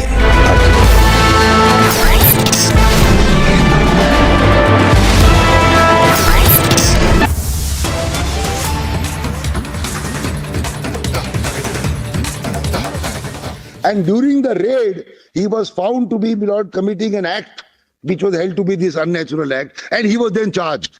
Object was raid, but they found him, in the bedroom, etc. So, in Lawrence, the Supreme Court upheld the right of Lawrence It struck down, my lord, that Texas law, which was, my lord, akin to our 377. Then came NAS. Now see 2013. In Windsor, my lord, the Supreme Court struck down DOMA. That is, the federal law was struck down by the Supreme Court, my lord, by the US Supreme Court. Then came, my lord, Kaushal, which reversed, my lord, the Delhi High Court. Then 2013, the UK Parliament enacted another act to confer equal rights and protect dignity of same sex. 2014 is our NALSA. Now mark 15. In 15, my lord, in Obergefell, it recognized the rights of same sex, legalized the same in the country. My lord, your lordship may mark, and I will show the definition of marriage in this judgment is classic. What is marriage? How, my lord, important it is. I'm going to show that. How important it is. And this happened, my lord, in 2015. And this is referred to, my lord, in Navtej and Shaira Banu both. Then, my lord, came Puttu Swami. I am not reading, my lord. But there are some passages, my lord, of His Lordship Justice Chandrachud, as His Lordship then was. And I have given those passages which I am going to read. And some passages of Justice Sanjay Kaul. Then, my lord, Shafeen Jahan and Shakti Vahini. Here also, my lord, if I may say so, the common thread is the Chief Justice. In regard to, my lord, the right to marry a person of your own choice. If you have a right to marry, my lord, a person of your own choice in the heterosexual group, and we are identical to them in terms of our right, it follows, it's QED, it follows that we should also get it. And therefore, you will have to, my lord, qualitatively interpret the laws which were framed in 54 to now fall in sync with what your lordships have said in the last 5 years. That is, my lord, Shafeen Jahan. Then came, my lord, section 373 of Johar. Then in 2022, US enacted Respect of Marriage Act for protecting validity of same-sex marriages. Currently, 31 countries recognize the same-sex, but I've given the names. Then came Deepika Singh, Lordship, Lord the Chief Justice. Again, right to marry, familial relationships, or even queer relationships as they are called, is specifically, my lord, dealt with, and that it should be, my lord, can be a family unit, etc. Now see, my lord, the last definition of marriage in 1968 in blacks. Marriage as distinguished from agreement to marry and from the acts of becoming married is a civil status condition relation of one man and woman united in life, in law for life for the discharge, the other and communities of duty legally incumbent or those whose association is founded definition of sex. Union relies on. Now it's changed. Now, my lord, your lordship may mark here, the union relies on the 1968 definition in the counter affidavit. A detailed counter has been filed by the union of 40 pages. So it's not correct to say that I have to now again look at, my lord, what the government will say. They filed a big affidavit, very big affidavit. And they rely, my lord, on the 68 definition. But see, my lord, the definition of 2019, after, my lord, society has evolved.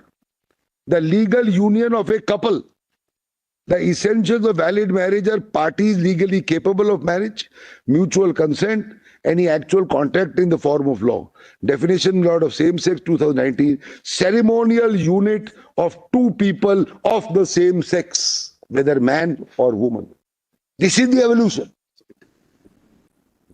Then is the union following this? So, my lord, union, government of India is following blacks, but it is following an antiquated edition. If you are following the same, my lord, definition or the same dictionary, I say follow the latest version. You can't follow a version, my lord, which is 50 years old. So, ultimately, my lord, it is this. Not the Chief Justice has put it. I want, my lord, I request, not want, I request. For example, my lord, the two petitioners in the first case, who are they? Two individuals who met, who had a bond of faith, love, partnership. They want to, my lord, reach the status of a married couple like the other persons and have a family. They cherish the same, my lord, what is cherished by the others. They want to lead a dignified life, what the others also lead, and not always to be looked upon. Look at them, look at them. For that, your lordships have removed the one block that they can't go to jail. The second step has to be affirmative, which is a recognition of the right to marriage so that we are equal, recognized by the state, so that, my lord, society then follows the state. Because society, my lord, is resistant to change. Human beings are resistant to change. So society follows what the law is, and the law is what is, my lord, said in parliament or what is declared by this court. That is the law. The only thing which we'll also need to apply mind to, if you look at your chart, my lord, if you see the US, September 96, the federal government enacts the Defense of Marriage Act. Yes. Which says that the federal law shall not recognize same-sex marriage. Then comes 2013, of course, Windsor, the UK. Or Windsor, UK. That's right. Yes. And then 2013 comes the act in the UK, conferring upon all same. Lord, Windsor is also there. Yes. Windsor, Lord, 2013. Yes, that's right. Windsor. When DOMA was struck down, the federal law was struck down. And struck down DOMA. My lord. Right. Then comes in the UK, you have a legislation which recognizes same-sex relationship. My lord. And then finally in 2022, you have the US Respect for Marriage Act. Yes. 2022. Yes. So you had in the US something which was debilitating, which was removed from the statute book. Then you have something positive which is enacted in the UK, and then which is enacted in the US as well, the 2022 legislation. Now, what we therefore have to really consider is exactly what the other side is urging. Yes, I understand the drift of the question. Anyway. These essentially matters where even in the US and the UK, legislature has intervened earlier by outlawing and later on by recognizing. In the absence of legislation, how does the court go about it? Yes, I understand the question. Is there a contra? I mean, is there any indication in our legislation precluding the court? Or is there a legislative space within which the court can then I understood the question. My respectful submission, Lord. One minute, your lordship may see the judgment is over Jeffel in 2015. What is the right of marriage and what is the constitutionality of an enforcement of right of marriage? Because what they are saying is you live together, you want to do whatever you want, but you can't tell that you want to perform whatever ceremony you want to do or whatever you call it as a marriage, but you can't give an imprimatur and say that that will be registered or recognized. Therefore, we'll have to go back to what is the enforceability of a right of marriage. So, my lord, if I may answer first the Chief Justice. My lord, if your lordship sees 2015, I have understood the drift, my lord, there the legislatures acted. They acted. Pursuant to the judgments or the feelings of people, they acted. Here, but in 2015, my lord, as far as Ober Jeffel is concerned, it recognized the right of the same-sex marriage and legalized the same. That was a judicial imprimatur. It legalized. Correct me if I'm wrong. Sorry. There were constitutions and there were laws which were amended or enacted which prohibited gay or same-sex marriages. Same-sex marriages. Obergefell actually struck down that and said, you have a right to marry. Now, the wheel has turned a full circle, where you have a complete federal cover, in the sense that you have a... Yes, your lordship is right. Right? So, we are at that stage. Yes. So, yes, your lordship is right. Is, we are at that stage, so how do we go about this? So, my lord... One is the declaration part, which I am seeking. My lord, what I am respectfully submitting, answer to both of your lords, three of your lords. My lord, if... as distinct from UK and other places, if we have a fundamental right under 14, 19, 21, whatever, to be treated as identical and equal to our other brethren, then the full enjoyment of our rights to be equal to them includes the right of dignified life. If it includes the right of dignified life, which includes the right to choose a partner for marriage or choose a friend or a freedom of expression, whatever we want to express, need not only be in writing. Expression can be, my lord, in love or other forms. And that it is now settled that it is innate. It is not an acquired, my lord, thing. Call it queer, call it what you like. If the rights have to be identical, then I must get the recognition of my union the same way as the recognition of the union of two others.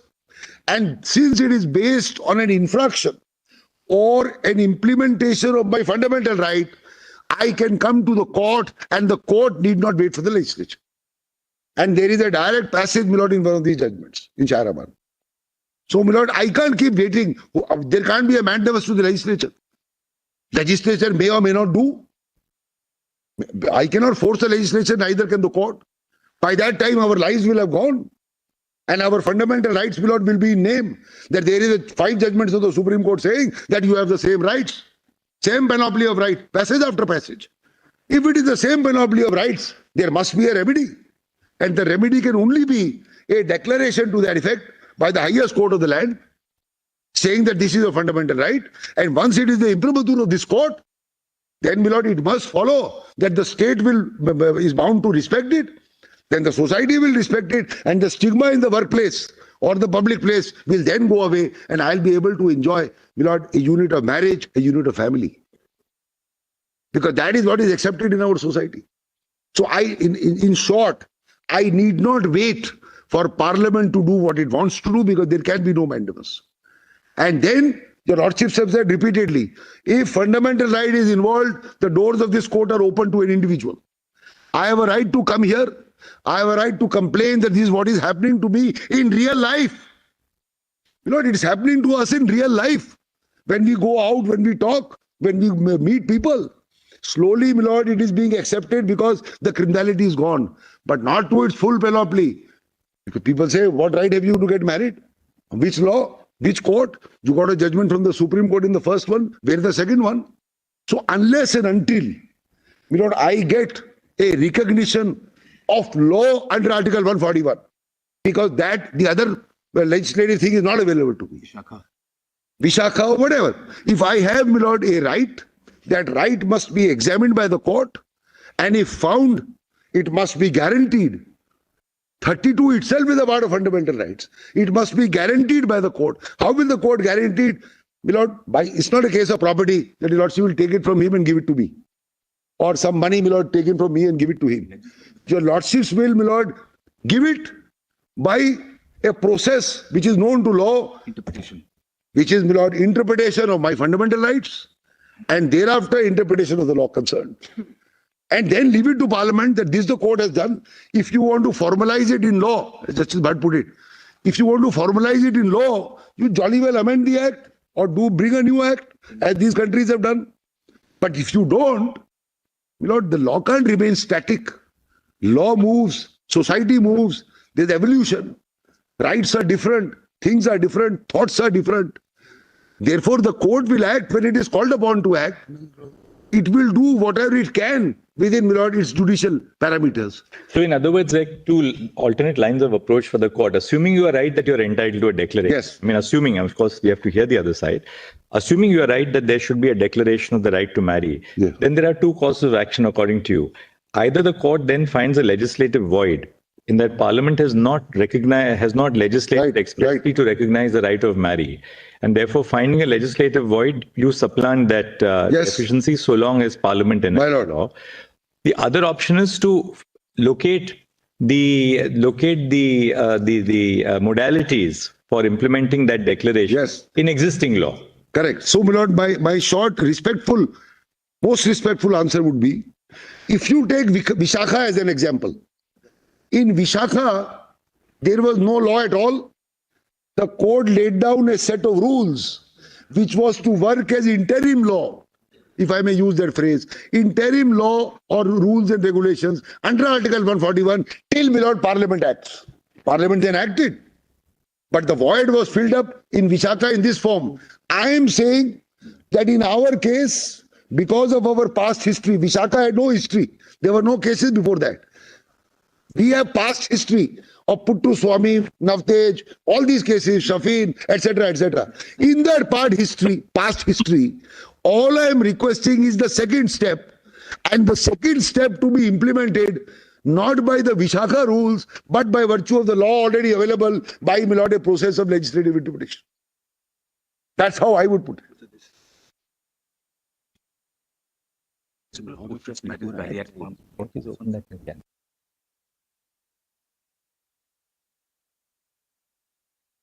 the vacuum which it filled in and Yes. the law which came in. Are you canvassing for filling in a vacuum, leaving it to the legislation to do what it wants? No, my lord, I am not saying that your lordship may give a declaration, then leave it for somebody else. No. Therefore, I asked that question. Yes. Because, my lord, life is passing us by. We can't wait. How long will we wait? So you're looking at an interpretation of the legislation as it stands that should be expansive. This is what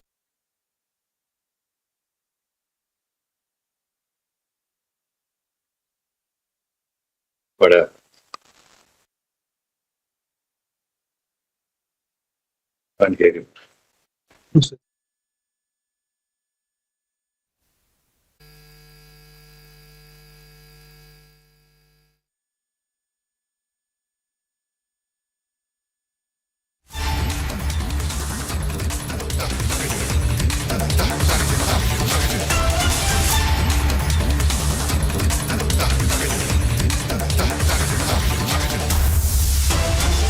All right, so pictures on your screen are of what's happening in the Supreme Court. This is a constitution bench of the Supreme Court, which is essentially hearing a batch of petitions seeking legal recognition for same-sex marriage in India. Now, the petitioners over there, of course, are led by Mukul Rohatgi over there, asking for the court to recognize same-sex marriage as a union between two people, irrespective of the gender that they belong to. Also, Mukul Rohatgi over there arguing that the court perhaps could fill in a void that has been left by the lack of legislation on this. So essentially, we're seeing two issues being discussed in the Supreme Court. One, of course, right now is whether the definition of marriage extends onto people who are of the same gender. And the other part of it is the fact that the Supreme Court says that there is no legislation on this. So essentially, legislation is something that happens in Parliament. So there should be laws that are amended by Parliament. So that must give way to the constitutional declaration. We don't want it to give way. The simpler way is to read it down, to be in accord with the declaration, which I am seeking. Yes. Because, my lord, legislative drafting of 1954, to, my lord, my constitutional right after 50 or 70 years. This drafting cannot stultify what I am constitutionally entitled to get if I am right. If I am right, if I am wrong, it's all over. If I am right to get a declaration of the nature that I am seeking, my lord, in 2023, then there is no way that, my lord, a drafting of a statute in 1954 will not give, we will.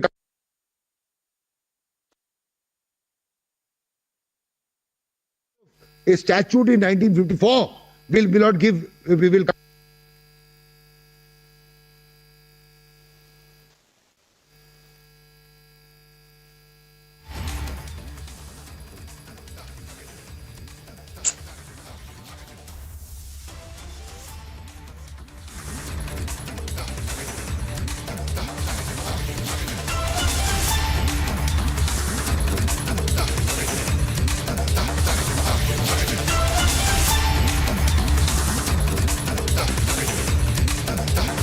All right, so there appears to be a bit of an audio lag over there with the feed that's coming in from the Supreme Court. I'm going to go across to Mr.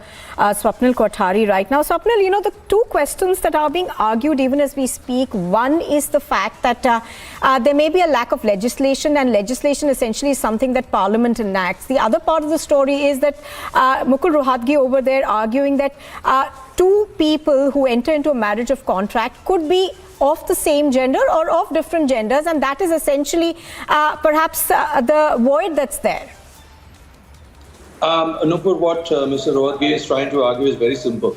He is saying since there is a legislative void, there has to be a law flowing from the Supreme Court. There are laws that are enacted in this country in two ways. One is the Parliament enacts it, and one is the judicially passed legislation. I wouldn't say the legislation, I would say judgment. So the point is that if there is no legislation which allows me to marry, since I'm a gay man or a gay woman, then in that sense there has to be a law and order flowing from the court.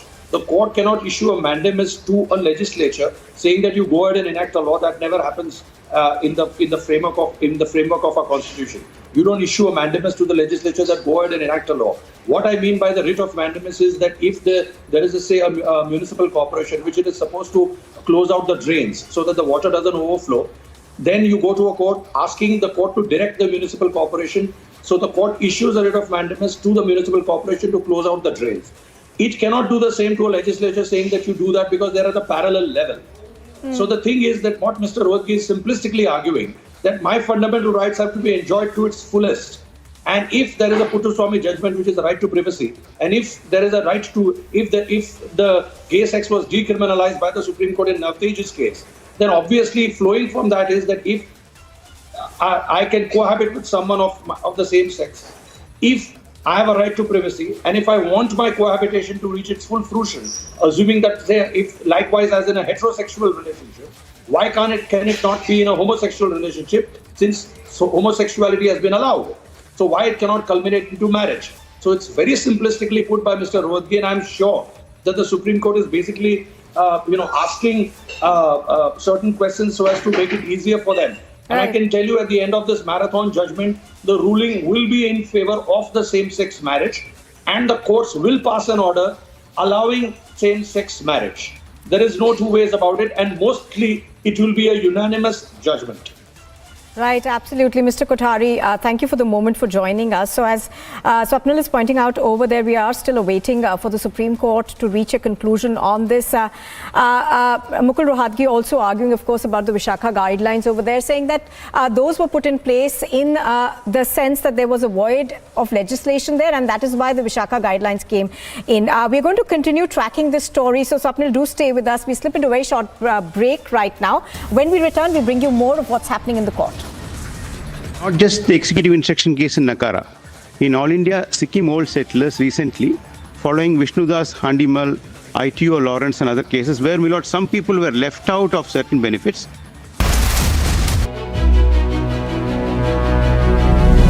You come from the northeast, but then the concept of integrated India, Ek Bharat, Shresht Bharat Kar, this concept is very relevant to every state, and specifically the northeast. So I think it's the balance and between that, and I think the leadership, along with the flexibility in the constitutional framework that we have, is really what will allow this beautiful nation of ours, which has this complexity, yet, as you said, the nation first approach is really what is a way to move forward in. And so I think there is always a way forward, respecting the different communities, respecting the difference that we have, and yet keeping the nation first is really the way forward that we need.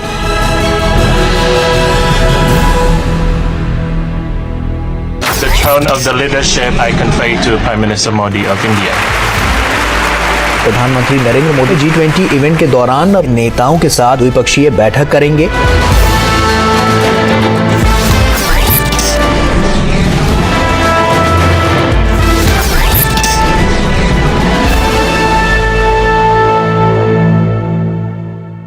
Service जो कि एक बहुत ही क्रांतिकारी service के तौर पर माना जा रहा है। भारत सबसे अधिक तीव्र गति से डिजिटलीकरण करने वाली इकोनॉमी है।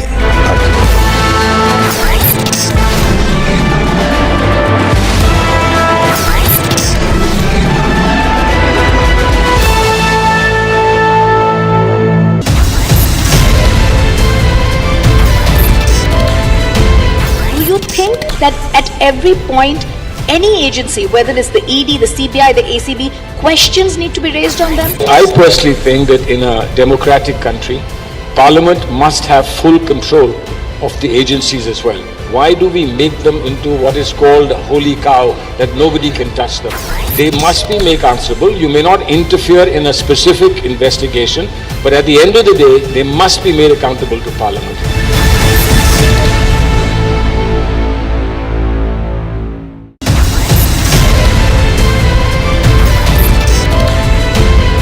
Your friend Mamta Banerjee, she says that आप consult नहीं करते, like on disinvestment, opposition should have been consulted. हमने सोचना बंद नहीं किया। करोड़ों की संख्या में रिपब्लिक भारत और रिपब्लिक टीवी दोनों को देश में लोग देख रहे हैं। ये सब कभी ना कभी ट्रेन का सफर करते हैं। अब हम चाहते हैं कि वो ट्रेन का सफर, अंग्रेजी में SUFFER सफर ना रहे, वो एक सुगम सफर हो जाए।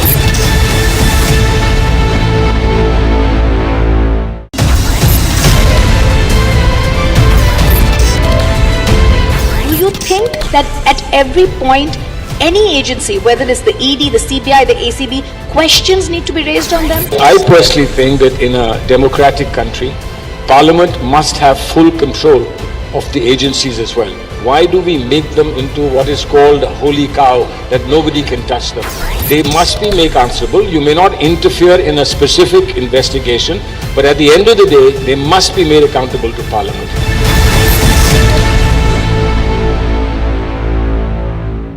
The throne of the leadership I convey to Prime Minister Modi of India. प्रधानमंत्री नरेंद्र मोदी G20 इवेंट के दौरान नेताओं के साथ द्विपक्षीय बैठक करेंगे।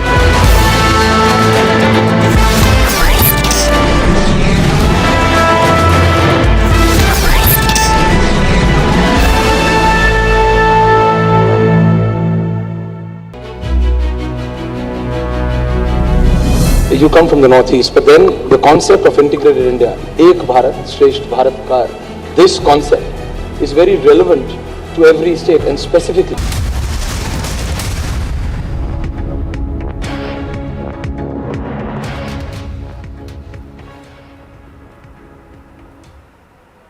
All right, pictures on your screen are of R. Ashok, who is going to be filing his nomination from the Kanakpura constituency. Now, do remember that this is also the constituency from where the Congress Karnataka leader D.K. Sivakumar is has already filed his nominations. In fact, so pictures are of this huge road show that has been organized by the BJP's R. Ashoka to file his nomination.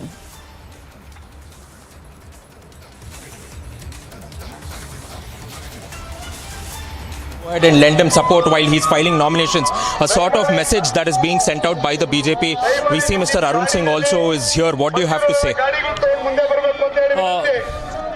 Party has taken a right call and a right decision of fielding our senior leader Shri R. Ashok. By doing so, it is really a great hope in Kanakpura for people to look up, to vote for a strong leader to counter Mr. D.K. Shivakumar. People were waiting for many years.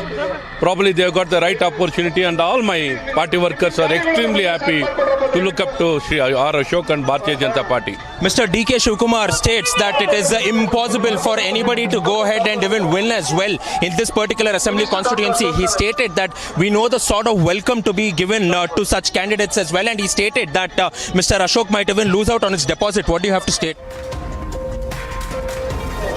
Bharatiya Janata Party is people's party. It is not a personal property. It belongs to the people. It's people's party. People want Bharatiya Janata Party. Each and every person looks up to Bharatiya Janata Party.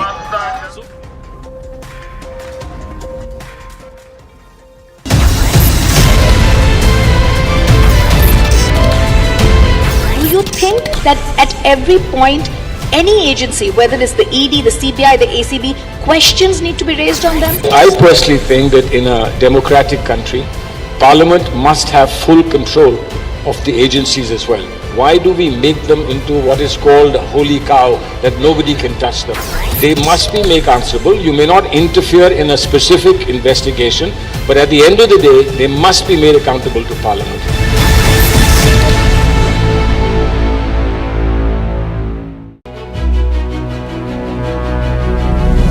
You come from the northeast, but then the concept of integrated India, Ek Bharat, Shresht Bharat Kar, this concept is very relevant to every state and specifically the northeast. So I think it's the balance and between that, and I think the leadership along with the flexibility in the constitutional framework that we have is really what will allow this beautiful nation of ours, which has this complexity, yet, as you said, the nation first approach is really what is a way to move forward in. And so I think there is always a way forward, respecting the different communities, respecting the difference that we have, and yet keeping the nation first is really the way forward that we need.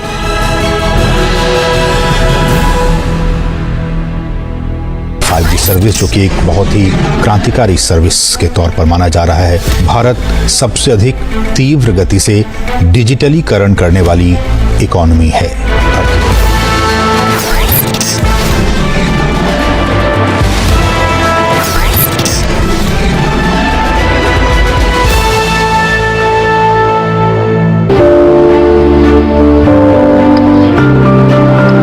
दशकों पुरानी समस्याओं का समाधान होते हुए आज देश अपनी आंखों के सामने देख रहा है। और कभी कभी लोग कह भी रहे हैं कि हमने सोचा नहीं था कि हम जीते जी ये देख पाएंगे। ऐसा कई लोग कहते हैं और इसके दो प्रमुख कारण हैं। पहला, भारत के 130 करोड़ लोगों का आत्मविश्वास जो कहता है yes it is India's moment.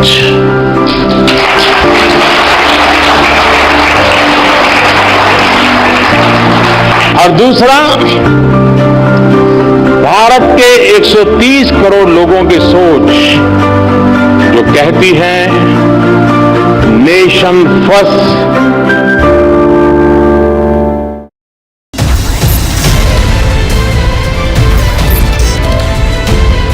Your friend Mamata Banerjee, she says that आप कंसल्ट नहीं करते, like on disinvestment opposition should have been consulted. हमने सोचना बंद नहीं किया। करोड़ों की संख्या में रिपब्लिक भारत और रिपब्लिक टीवी दोनों को देश में लोग देख रहे हैं। ये सब कभी ना कभी ट्रेन का सफर करते हैं। अब हम चाहते हैं कि वो ट्रेन का Good afternoon. This is Republic and you're watching Live and Breaking. Well, India's biggest news event is back. The third edition of the Republic Summit will be held in the national capital on the 25th and 26th of this month. It's got the biggest names, the biggest newsmakers, the biggest agents of change and transformation who will be at the Republic Summit once again this year. So stand by for what will be by far India's biggest news event by miles. Now, India's transformation is for us to celebrate together, to take pride in it together. What does this time of transformation mean to you? Tell us what this transformation means to you. Send us your video on it via WhatsApp on 730-443-4381. The most compelling responses will get in-house seats to the Republic Summit. Join us in celebrating this time of transformation. And here's a quick look at the headlines we're tracking at noon. Big churn in Maharashtra politics. Shinde Sena welcomes new allies. The BJP says talks are on. Secret meetings first. Now, top leaders are en route to Mumbai. All eyes on Ajit Pawar's next move. Historic debate on same-sex marriage in the Supreme Court. Centre strongly opposes pleas. Republic accesses exclusive details of the mafia don Atiq's funding module from Gujarat to Madhya Pradesh.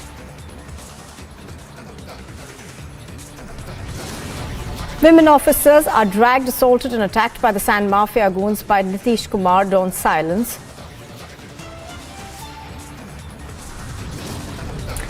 And a despicable act of perversion is caught on tape. Korean vlogger sexually harassed in Jodhpur.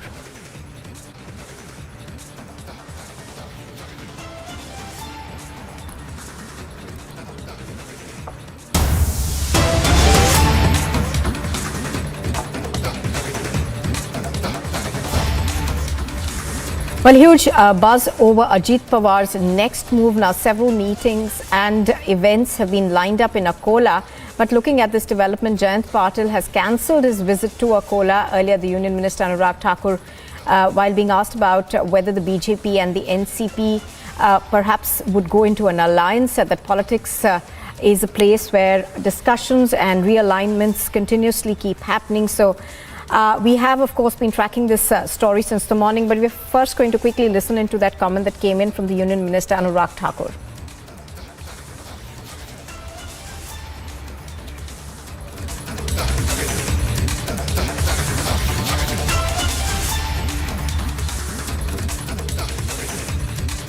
चर्चा है वो भी कहीं ना कहीं भाजपा के साथ हालांकि चर्चा महाराष्ट्र के राजनीतिक गलियारे में चल रही है, क्या कहेंगे? राजनीतिक गलियारों में चर्चाएं चलती रहती है, कुछ खबरों का आनंद उठाना चाहिए. And Alisha's reporting on this. Very cryptic sort of a comment there coming in, Alisha, from Anurag Thakur. But we do know that there has been a lot of activity as far as this is concerned. We've been hearing about certain leaders from the NCP jumping ship and joining this realignment that could take place. Well, since morning we have been witnessing that there are some developments that have been happening in Mumbai, specifically where Ajit Pawar was already reached Vidhan Bhavan, and there are some of the MLAs have reached Vidhan Bhavan to meet Ajit Pawar. Not only this, but even we saw Dhananjay Munde, who was unreachable, he has reached Vidhan Bhavan to meet Ajit Pawar. He had a meeting with Ajit Pawar and also was to reporters where he mentioned that everything is perfectly well. So there could be some activity that is happening at the head of that thing, also given only by BJP. If you look after the statement that has been given by the Maharashtra Cabinet Minister Deepak Ketkar while speaking to the public, where he mentioned that will be very happy if NCP joins and comes into alliance. It is up to their decision. As of now, there is no concrete decision that is being taken by NCP, but yes, there have been whether it is a statement from Deepak Ketkar as well as NCP state president Jaipur Patel, who already cancelled his visit to Akola. There were several meetings and event that was lined up in Akola, but looking into the developments in Mumbai, where he has cancelled all his meetings and events in Akola, and right as of now, he is in Mumbai, and as well as there are other leaders as well who have been traveling to Mumbai because there could be some of the meetings that could happen in Mumbai, and they have also been witnessing several leaders who are meeting Ajit Pawar at this point of time. Now, Alisha, even as we, hear about this new realignment that could happen, it's not for the first time that Ajit Pawar has expressed an affinity towards the BJP. We've had this in the past, and his comments throughout, the MVA's government as well as otherwise have been seen largely as being pro-BJP. Well, yes, of course. This is something we have witnessed in 2019 itself. But this is a few investigations who supported Ajit Pawar, which is why the strategy that was made that not be worked out. But what has been speculated at this point of time, there are supporting Ajit Pawar has a decision.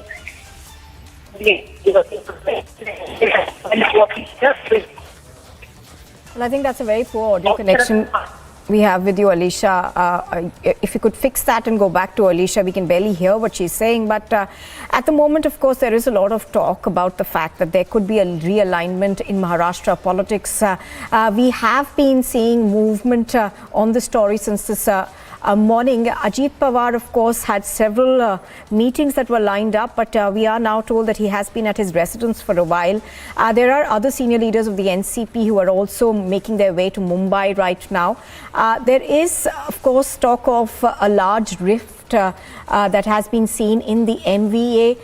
The BJP as well as the Eknath Shinde faction of the Shiv Sena have welcomed any moves that could happen as far as the NCP is concerned. Now, this is not the first time that Ajit Pawar has expressed his interest in aligning with the BJP. It's happened before as well. Let's in fact listen in to what the NCP Sharad Pawar has said so far. He of course continues to maintain that there is no split that is going to happen. काही चर्चा तुमच्या मनात आहे ती आमच्या कुणाच्या मनात नाही ती या चर्चेला अजिबात महत्त्व नाही काहीतरी वाचण्या तयार करण्याच्या सवयीचं काम कोणतरी करतं यापेक्षा त्याला काही अर्थ नाही. There is absolutely no truth to the buzz that is in the media. The buzz and the talks are only among media and not for real. या भूमिकेत आहेत त्याच्यापासून दुसरा कुठला विचार कुणाच्याही मनात नाही. The buzz is only in media and not for real.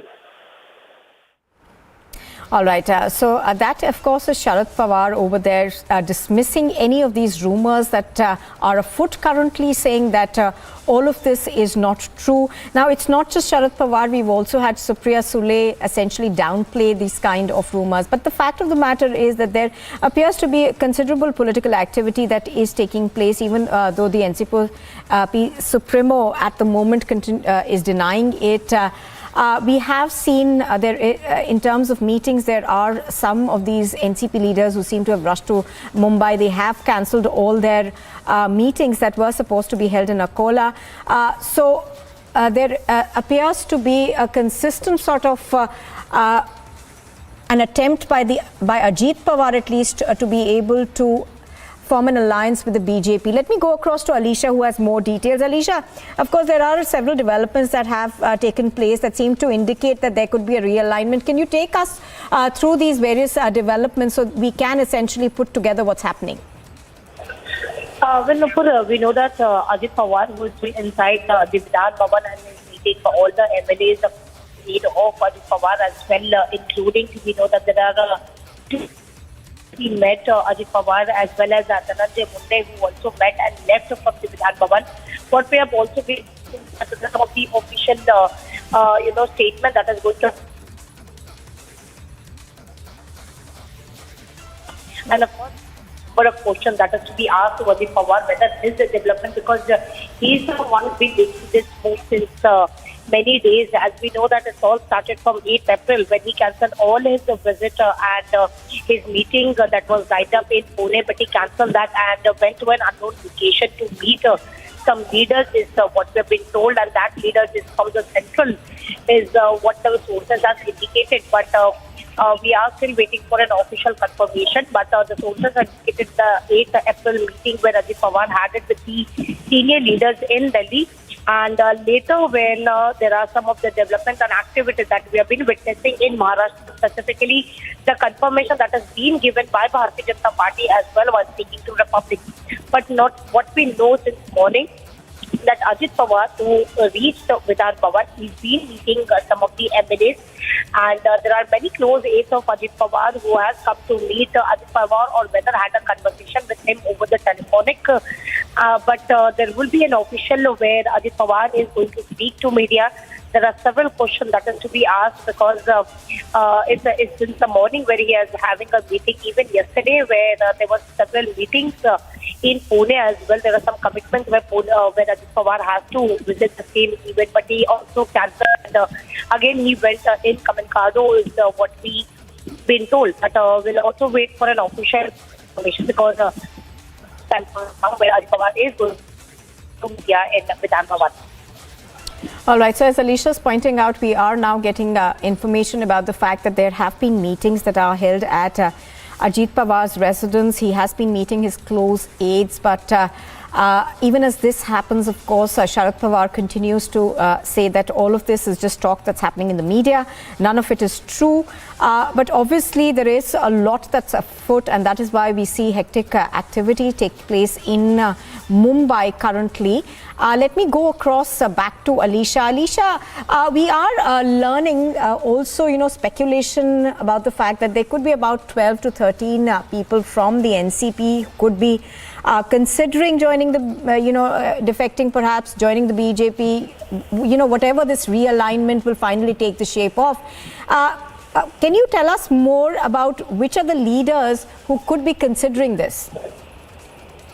Well, it will be very immature at this point of time to, confirm who are the all leaders who are going to join us with Ajit Pawar. But talking about the numbers, well, this time, as there are speculation over 13 to 40 NCP MLAs who are going to suggest in alliance with the BJP and Shivsena is really not going to work out this time, because even last time in 2019, when Ajit Pawar with several NCP leaders has joined hands with the BJP, but that really could not work out because right after the meeting that was called in by Sharad Pawar in Yashwantrao Chauhan Bhavan, where all the NCP leaders had released, and there was a show of Mahavika Tagari. But this time, if this is happening for the second time, so it could be a very safer side play that has been, in a strategic way that we played by Ajit Pawar, getting more than 20 to 30 MLAs with him, because and got Supreme Court as well, because there are the petitions that is the Thackeray faction over the qualification of the 16 MLAs, Shivsena MLAs, including Eknath Shinde. If that does not come in favor, it will be a very trouble for the Maharashtra government to maintain the numbers, the majority in the state of Maharashtra, and that could be a backdrop for the Bharatiya Janata Party as well.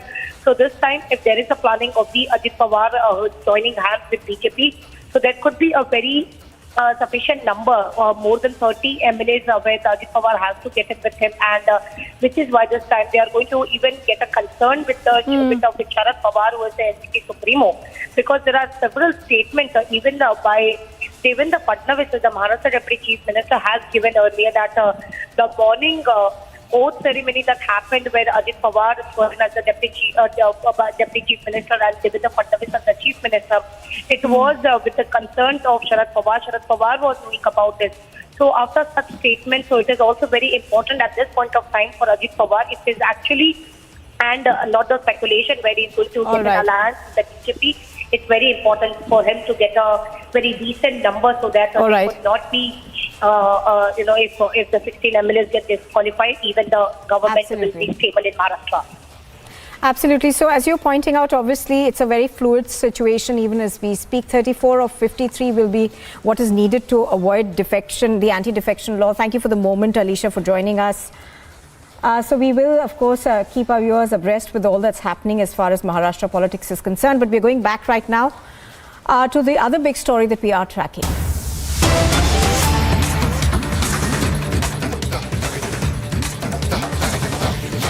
Second, third, what time? Look, the Foreign Marriage Act is actually a secular act, which is really a takeoff from the Special Marriage Act. So that would have to be included in this canvas. You can add supplement. It is only.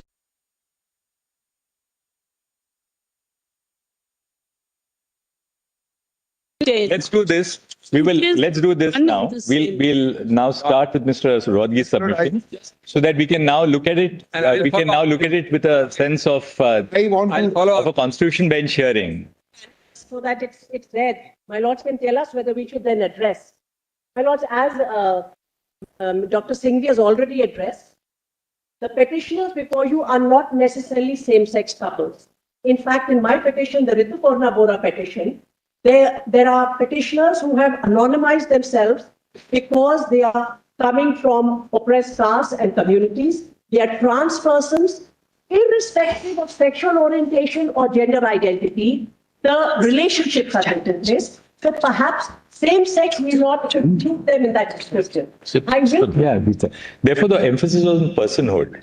Same person. Same person. This aspect, we are also chosen family. Consenting typical family.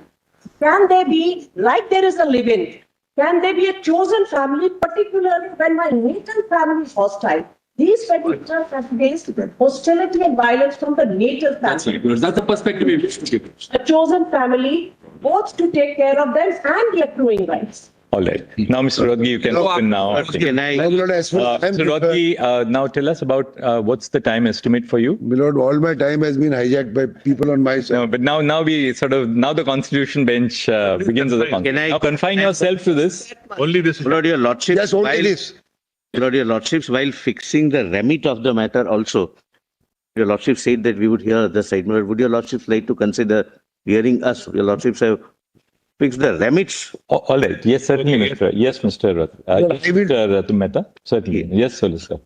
Lord, and this is, my lord, I must, my lord, make it. My lord, I in fact achieved an impossible thing today, my lord, making my lord the Chief Justice angry. Few people have done in past, but I am not in very excellent company, my lord. I must confess that. Lord, first of all, the question really, my lord, we are misdirecting the question. The question is not right of equality, right of dignity, or right of privacy of persons who belong to LGBTQ community. That is first. The question is right of conferment of a socio-legal status and whether that can be done by judicial adjudication. But so far as, my lord, kindly give me 15 minutes, my lord, to give the chronological events. Lord, there was no law governing, my lord, the rights and other rights and other, my lord, immunities to the LGBTQ community, my lord. Nalsar judgment came, thereafter Navtej Johar came. Lord, now kindly see, my lord, my affidavit. I am not on the merits of the matter, my lord. On merits, I have different arguments. Please see the Transgender Act. Most of the arguments, my lord, are covered.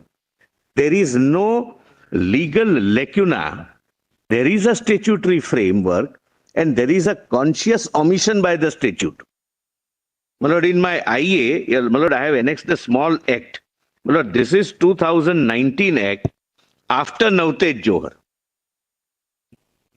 I'm not talking about transgenders here. Lord, my Your case Lordship is have not on transgenders. My case is not on transgender. Lord, my learned friend may allow me now. Lord, I never interrupted him. But then, sir, I am on my legs. I want to finish my thing. Lord, he is not. He has not seen the act. Otherwise, he would not have said this. Wait. We have permitted your side to. I know that. Just open and give us a perspective. Article. No, I am not saying no, Lord. You shouldn't plead violation of article. I am not complaining. I want to get on with it. Also get a right to set forth the contours, and maybe be able to put some. I appreciate. No, I am not. How we are limiting what we propose to limit. So that then, unless you know what he has to say, how? Lordship, Lord, this is of course, my Lord, subject to my first respectful submission about the maintainability. But my Lord, just I am assisting your Lordships on this. Lord, this comes after your Lordship's judgment of 2017, Lord, the Johar judgment. Lord, please see, my Lord, so that my learned friend rest assured. Page 34. Your Lordships have that, my Lord, my application. The act actually. We've got the act. Your Lordships have the act, my Lord. Kindly see section 2. I'll not read all sections, my Lord, some of the sections. Appropriate government, your Lordship can skip. Establishment. Defined. Family. Defined. Inclusive education. Defined. Institution. Defined. Please come to 2K. Transgender person means a person whose gender does not match with the gender assigned to that person at birth and includes trans man or trans woman, within bracket, whether or not such person has undergone sex reassignment surgery or hormone therapy or laser therapy and such other therapy, bracket over, persons with intersex variations, gender queer, and person having such socio-cultural identities as so-and-so, so-and-so, so-and-so. Correct, my lords? Your lordships concern freedom of choosing sexual orientation, no objection.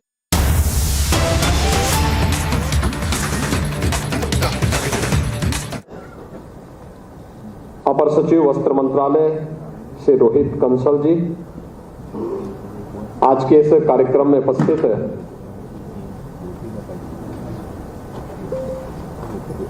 Uttar Pradesh के PM मित्र mega textile park में निवेश करने के इच्छुक हमारे सभी उद्यमी और निवेशक बंधुगण और इस क्षेत्र के सभी विशेषज्ञगण, उपस्थित भाइयों बहनों, मैं सबसे पहले आदरणीय प्रधानमंत्री जी का हृदय से आभार व्यक्त करता हूं कि उन्होंने उत्तर प्रदेश की पहचान जिस वस्त्र उद्योग के लिए थी, उस पहचान को पुनर्स्थापित करने के लिए अपनी महत्वाकांक्षी योजना पीएम मित्र मेगा टेक्सटाइल पार्क के लिए उत्तर प्रदेश को चुना है। मैं इस अवसर पर माननीय श्री पीयूष गोयल जी का, श्रीमती दर्शना विक्रम जरदोस जी का और केंद्र सरकार से आए हुए सभी अधिकारियों का भी हृदय से स्वागत करता हूं कि उन्होंने आज इस बहुप्रतीक्षित भारत सरकार और उत्तर प्रदेश सरकार के इस एमओयू कार्यक्रम को संपन्न करके एक प्रकार से उत्तर प्रदेश को वस्त्र उद्योग के एक नए हब के रूप में स्थापित करने के, उत्तर प्रदेश के पुरातन गौरव को वापस देने की शुरुआत की है। इस नए युग की शुरुआत के अवसर पर भी मैं उनका हृदय से अभिनंदन करता हूं, स्वागत करता हूं। मित्रों, हम सब जानते हैं कि उत्तर प्रदेश जैसा कृषि प्रधान राज्य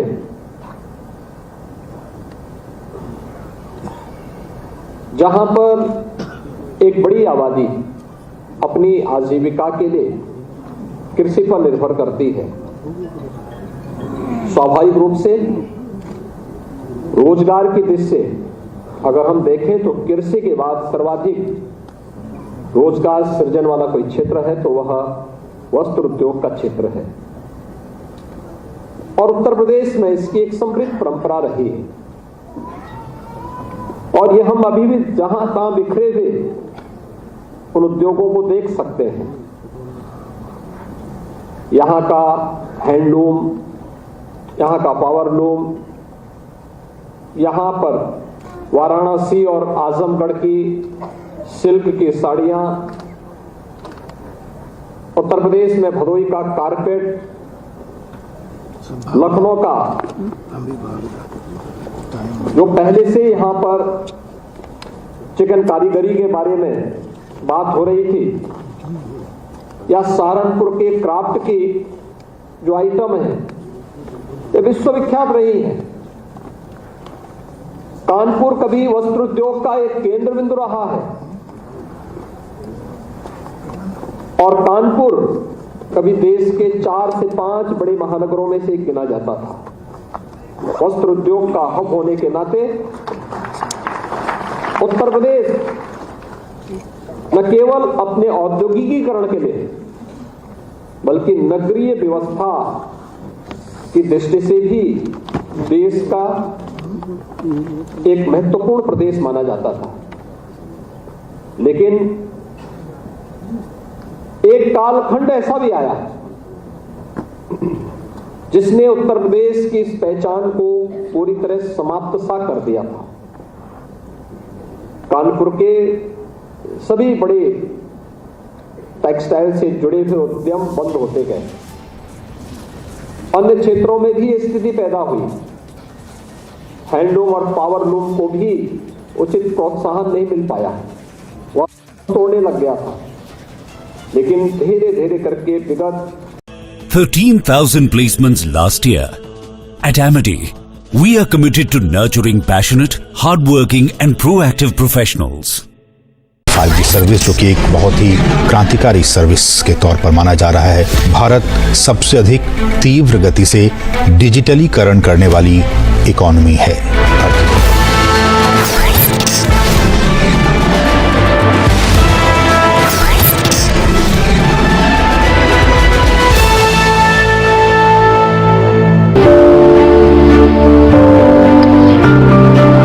दशकों पुरानी समस्याओं का समाधान होते हुए आज देश अपनी आंखों के सामने देख रहा है।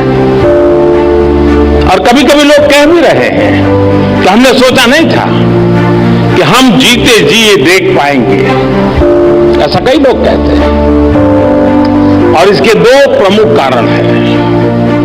पहला, भारत के 130 करोड़ लोगों का आत्मविश्वास जो कहता है yes, it is India's moment.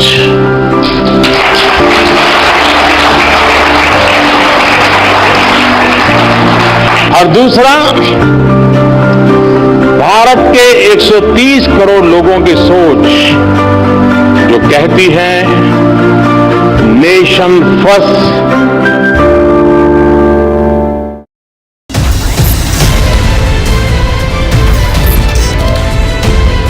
Your friend Mamta Banerjee, she says that आप कंसल्ट नहीं करते, like on disinvestment opposition should have been consulted. हमने सोचना बंद नहीं किया। करोड़ों की संख्या में रिपब्लिक भारत और रिपब्लिक टीवी दोनों को देश में लोग देख रहे हैं। ये सब कभी ना कभी ट्रेन का सफर करते हैं। अब हम चाहते हैं कि वो ट्रेन का सफर, अंग्रेजी में SUFFER सफर ना रहे, वो एक सुगम सफर हो जाए।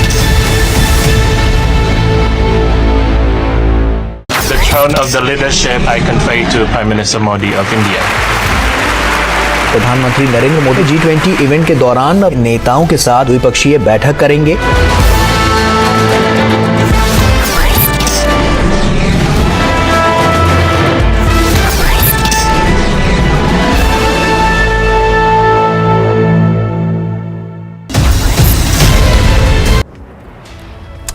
Very good afternoon. India's biggest news event is back. The 3rd edition of the Republic Summit will be held in the national capital this month. The biggest names, the biggest newsmakers, the biggest agents of change and transformation in India will be at the Republic Summit once again this year. So stand by for what will be by far India's biggest news event by miles. India's transformation is for us to celebrate together, to take pride in it together. And what does this time of transformation mean to you?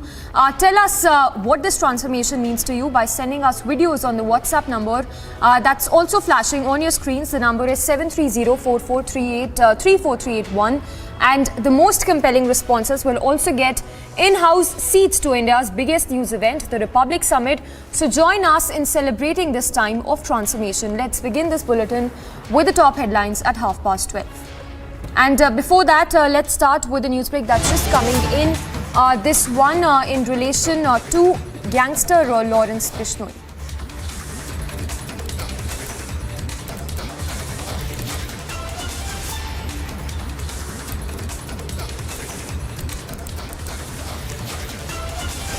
All right, cutting across to these visuals that are just coming in of gangster Lawrence Bishnoi, who's been taken to the court as we speak. We'll try and get more details, but that's of course the latest that's just coming in. Lawrence Bishnoi, who's now been taken to the court as we speak.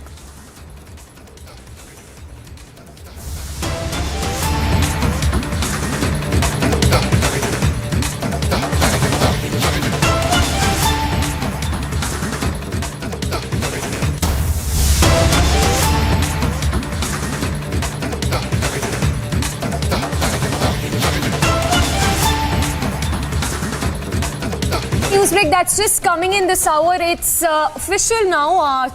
Ajit Pawar, we understand, has removed the NCP party name from his Twitter handle. That's the news break that's just coming in. It's all out war in Maharashtra. The big political churn coming in with Ajit Pawar now making it absolutely clear about his next move. So it's the Mahavikas Gadbandhan which has fallen flat, and now it's Ajit Pawar who has removed the party name from his Twitter handle. Let's go across to Niranjan. Niranjan, give us more details. That's of course a big news break coming in this hour. Well, I'm just going to show you this this tweet that has been put out. Ajit Pawar has removed the logo of the NCP right now. Logo of the NCP is missing. Ajit Pawar is keeping everyone guessing. It's almost over. It's Pawar versus Pawar because Ajit Pawar has been holding meetings all of this morning, and that speculation now grows with him taking off the NCP logo. There is a big buzz. People supporting him, MLAs supporting him are saying on record that they will go with him. They will repeat what they did in 2019. This is a big breaking news update. Ajit Pawar supporters saying we supported him in 2019. We will go with him whichever way he goes in 2023. 2019 repeating all over again in 2023 when Ajit Pawar is going to surprise everyone. He's been surprising everyone, not denying talks. He's been meeting Dhananjay Munde, and it's Pawar versus Pawar. Praful Patel we are hearing, and that's the big breaking news coming in. Praful Patel is with Ajit Pawar. I repeat, Praful Patel is with Ajit Pawar, senior NCP leader, very, very close to Sharad Pawar. Praful Patel has been a former union minister. He's been meeting Ajit Pawar in the national capital and playing a key role in all of this. Breaking news now coming in. I can confirm to you from different sources, there is a big coup on, and we told you about 2 weeks back here on Republic TV, the talks were underway. We told you talks are underway and that at least 35 to 40 MLAs are with Ajit Pawar.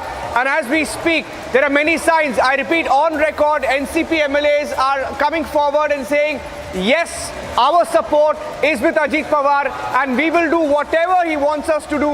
In 2019, we backed him. Remember that oath? In 2019, at the height of the MVA suspense in Maharashtra, Ajit Pawar surprised everyone by taking oath with Devendra Fadnavis. And of course, back then, Sharad Pawar stepped forward and tried to stop the rebellion, called all his MLAs. But this time around, I think the gloves are off. Even Sharad Pawar is keeping everyone guessing, not doing anything. In fact, Sharad Pawar is contradicting the MVA, contradicting the Congress party, and no counter move made.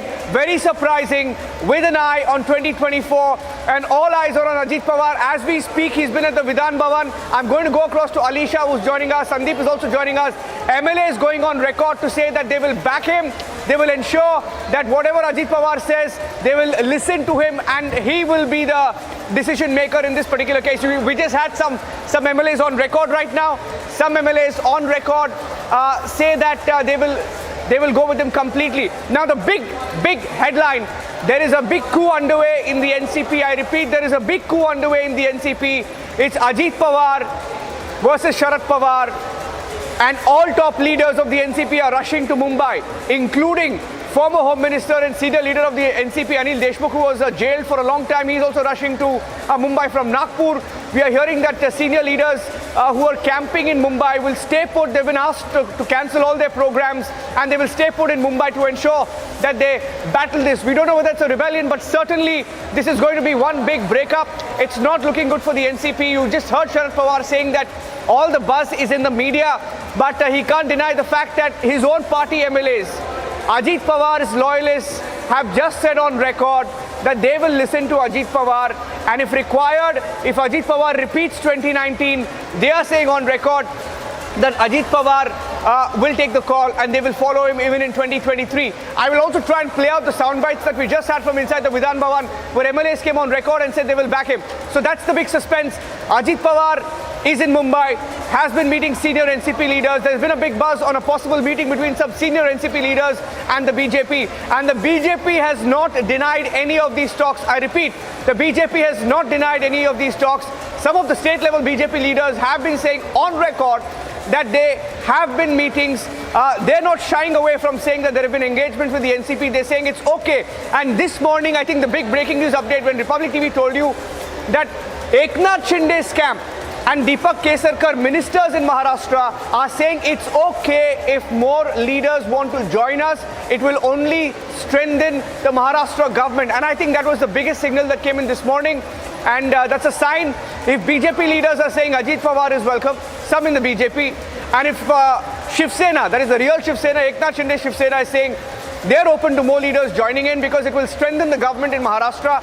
And if Ajit Pawar's MLAs are saying we are open and we will follow Ajit Pawar blindly, even if it means repeat of 2019, I think the writing is on the wall. Perhaps it's just a matter of hours, if not days, before the MVA is finished. I mean, it was finished already when Eknath Shinde, broke away completely. Sandeep is also joining us. But before that, let me tell you that on record, we had an NCP MLA just now, a few minutes back.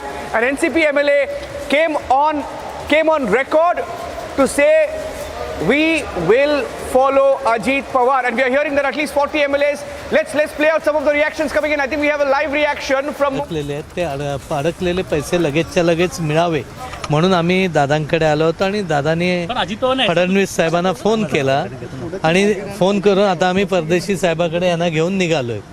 एवढाच बैठक हुई अजीत दादा के साथ आप लोगों की क्या कुछ बातें हुई है बैठक में? इतर आमदार देखील होते, छोडकर इतर आमदार देखील होते आणि त्या संदर्भात काय बैठक झाली? भाजपसोबत जाण्याची चर्चा सध्या अजिबात नाही. आमचं काम फक्त चिपळूण शहरातला वाशिष्ठी नदीचा गाळ काढण्यासंबंधीचीच बैठक होती.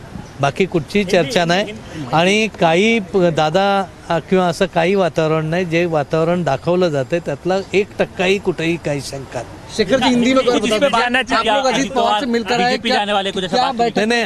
अजीत पवार साहब का तो हम हर हफ्ते में मंगलवार और बुधवार को मिलते ही है. बहुत सारे आमदार इधर आते हैं विधान भवन में, अपना अपना जो भी मतदार संघ में कोई प्रॉब्लम रहेगा वो दादा से बात करते, दादा उसका सोल्यूशन निकालते. क्योंकि आपको सबको मालूम है दादा का काम करने का तरीका अलग है, इसलिए सब जन यहाँ आते हैं. लेकिन ये बताइए कि बार बार नॉट रीचेबल की खबरें आती, दादा तो नहीं, दादा तो रीचेबल ही है ना. अभी सुबह से कम 200-250 लोग मिलके गए दादा को. इस विषय पे बात हुई कि नहीं आप लोगों की? नहीं, बात अगर कोई बात ही नहीं तो बात करने का क्या? दादा बनाते हैं बीजेपी ज्वाइन करने का, तो आप लोग नहीं, राजकारण में ऐसा नहीं होता. जब का कोई रिलेशन नहीं होता, जब आता है तब की बात है. अगर दादा कोई स्टेप लेंगे तो आप लोग साथ देंगे? नहीं, स्टेप ही नहीं लेंगे दादा और पवार साहब हमारे राष्ट्रवादी के आत्मा है. तो नितिन पवार ने तो ये बोला कि 2019 में साथ में थे, अभी भी साथ में रहेंगे. 2019 में भी साथ में थे, जब भी फडणवीस के साथ गए थे तभी भी हम गए थे, अभी भी जाएंगे. नहीं, वो उनका क्वेश्चन है. हमारा तो कुछ ऐसी बात हो रही है कि नहीं, कुछ नहीं. सब बार है फिर नॉट रीचेबल की खबर. अगर नॉट रीचेबल, दादा तो नॉट रीचेबल, दादा का फोन बंद ही रहता है. So Shekhar Nikam, one of the MLA from NCP who had in fact met Ajit Pawar in the meeting. He was there for around 2 hours. This meeting took place, and in fact he mentions that there are no talks about joining BJP at this point of time. But yes, he was the MLA who had just present there in the meeting out here at Vidhan Bhavan. And big breaking news update. In fact, Republic TV broke the story last week. Last Saturday, we told you there was a big churn within the NCP, and Republic TV political news breaks spot on. 10 days after we told you that there was going to be a split within the NCP, we told you Ajit Pawar, there's a big buzz as Ajit Pawar had begun his talks with the BJP once again, and we have a confirmation now. Ajit Pawar is in talks with the BJP. We can confirm to you that at least 35 to 40 MLAs are in direct contact with Ajit Pawar, and senior NCP leader, former Union Minister Praful Patel, very close to Sharad Pawar, has also been in Mumbai all of this while. Of course, he's a resident of Mumbai, but he's played a key role in the talks between the BJP and the NCP. According to the details we're picking up, Ajit Pawar, along with Praful Patel, are they the architects of the coup that we saw in 2019? Will they break the NCP this time around? Something similar to what we've seen with the Shiv Sena when Eknath Shinde broke away, became the chief minister. Many people asking, will Ajit Pawar be the new chief minister of Maharashtra? Is that a possibility? Very interesting developments in Maharashtra just ahead of the Supreme Court hearing, when in Supreme Court there is a huge possibility and there is a buzz about whether Eknath Shinde's faction will be disqualified, and when that hearing happens, will they be deemed valid? Will they continue to be in government? And if they are disqualified, what happens next? And in that scenario, the BJP making sure that they have their base in Maharashtra covered with the government intact, and which is why Ajit Pawar becomes the key factor. And the number of MLAs we are hearing who are supporting Ajit Pawar within the NCP, willing to make that switch, very similar to how many MLAs Eknath Shinde has in Maharashtra. Very similar. And I think once that number is achieved, the government is safe, the government is stable, and that is why it makes complete sense perhaps for the BJP to get Ajit Pawar on board. And last few days you've had several interesting developments in Mumbai alone. Home Minister Amit Shah was in Mumbai, and there is a buzz about different meetings that were held in Mumbai. We don't have any confirmation on whether the Home Minister met any leaders, but we can tell you that he did meet Devendra Fadnavis. He had a word with Eknath Shinde, and whatever the calculations are within the BJP, those calculations have been made. And there is a big buzz also about Praful Patel over the weekend meeting a few leaders of the BJP. Now, who did he meet from the BJP? Can't confirm. All source-based information that we are picking up, but can confirm that there have been talks, which of course the BJP has not shied away for the last 10 days, saying that they have been in touch with people who want to join their government. And you've had Sharad Pawar and Ajit Pawar sending mixed signals in the last 2 weeks on different issues nationally, and breaking away from the ranks of the MVA, differing on the Savarkar issue, differing on the EVM issue, differing on Adani and Hindenburg issue. And I think the signs have been on the wall. Perhaps this was seen coming, and the only ones who didn't see it coming was the Congress party, which is in tatters.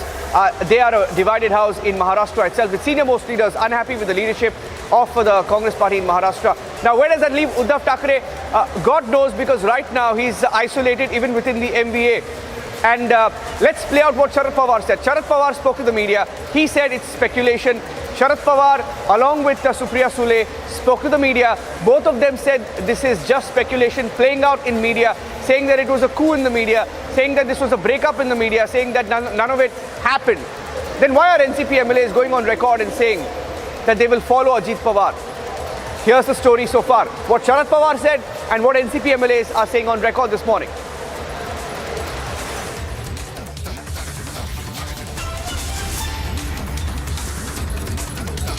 All right, Niranjan, stay with us. In fact, let's play out those reactions that have come in from Sharad Pawar and Supriya Sule on what exactly has been happening in the state of Maharashtra.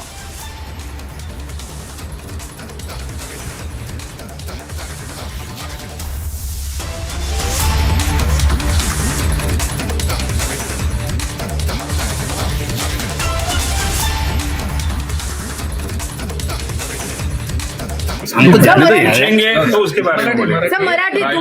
राहिला प्रश्न दादांच्या बाबतीमध्ये की दादांबरोबर आमचं अख्खं आयुष्य जात आहे. पुढेही दादांबरोबर आमचं आयुष्य जाणार आहे. पण त्याच्याबरोबर दादा राष्ट्रवादी बरोबर आहेत आणि आम्ही दादांबरोबर. दादा गेले तर तुम्हाला दरवाजा अडवू नका. दरवाजाच्या बाहेर घ्या प्लीज. दरवाजाच्या बाहेर घ्या. And we'll just play out what Sharad Pawar has said to the media as well. Sharad Pawar, who said there is absolutely no truth to these reports and that the buzz is only the creation of the media. Now remember, Ajit Pawar in the latest has removed the NCP logo from his Twitter handle. Let's go across to Niranjan once again. Niranjan, if you can explain to us better what exactly went wrong within the NCP and how exactly the politics in Maharashtra are going to take shape here on. Let me tell you the different reactions that have come in this morning, and we'll bring these reactions. I'm just requesting our teams, both on the desk and the production teams, to just pull out these sound bites. You had what Sharad Pawar said, denying it. He's of course going to deny it because it's going to be embarrassing for his party, because he's primarily the architect of the MVA. So it's going to be a big loss of face when that happens, and if that happens, if that coup happens, and whether the NCP breaks up. That's point number one. Point number two.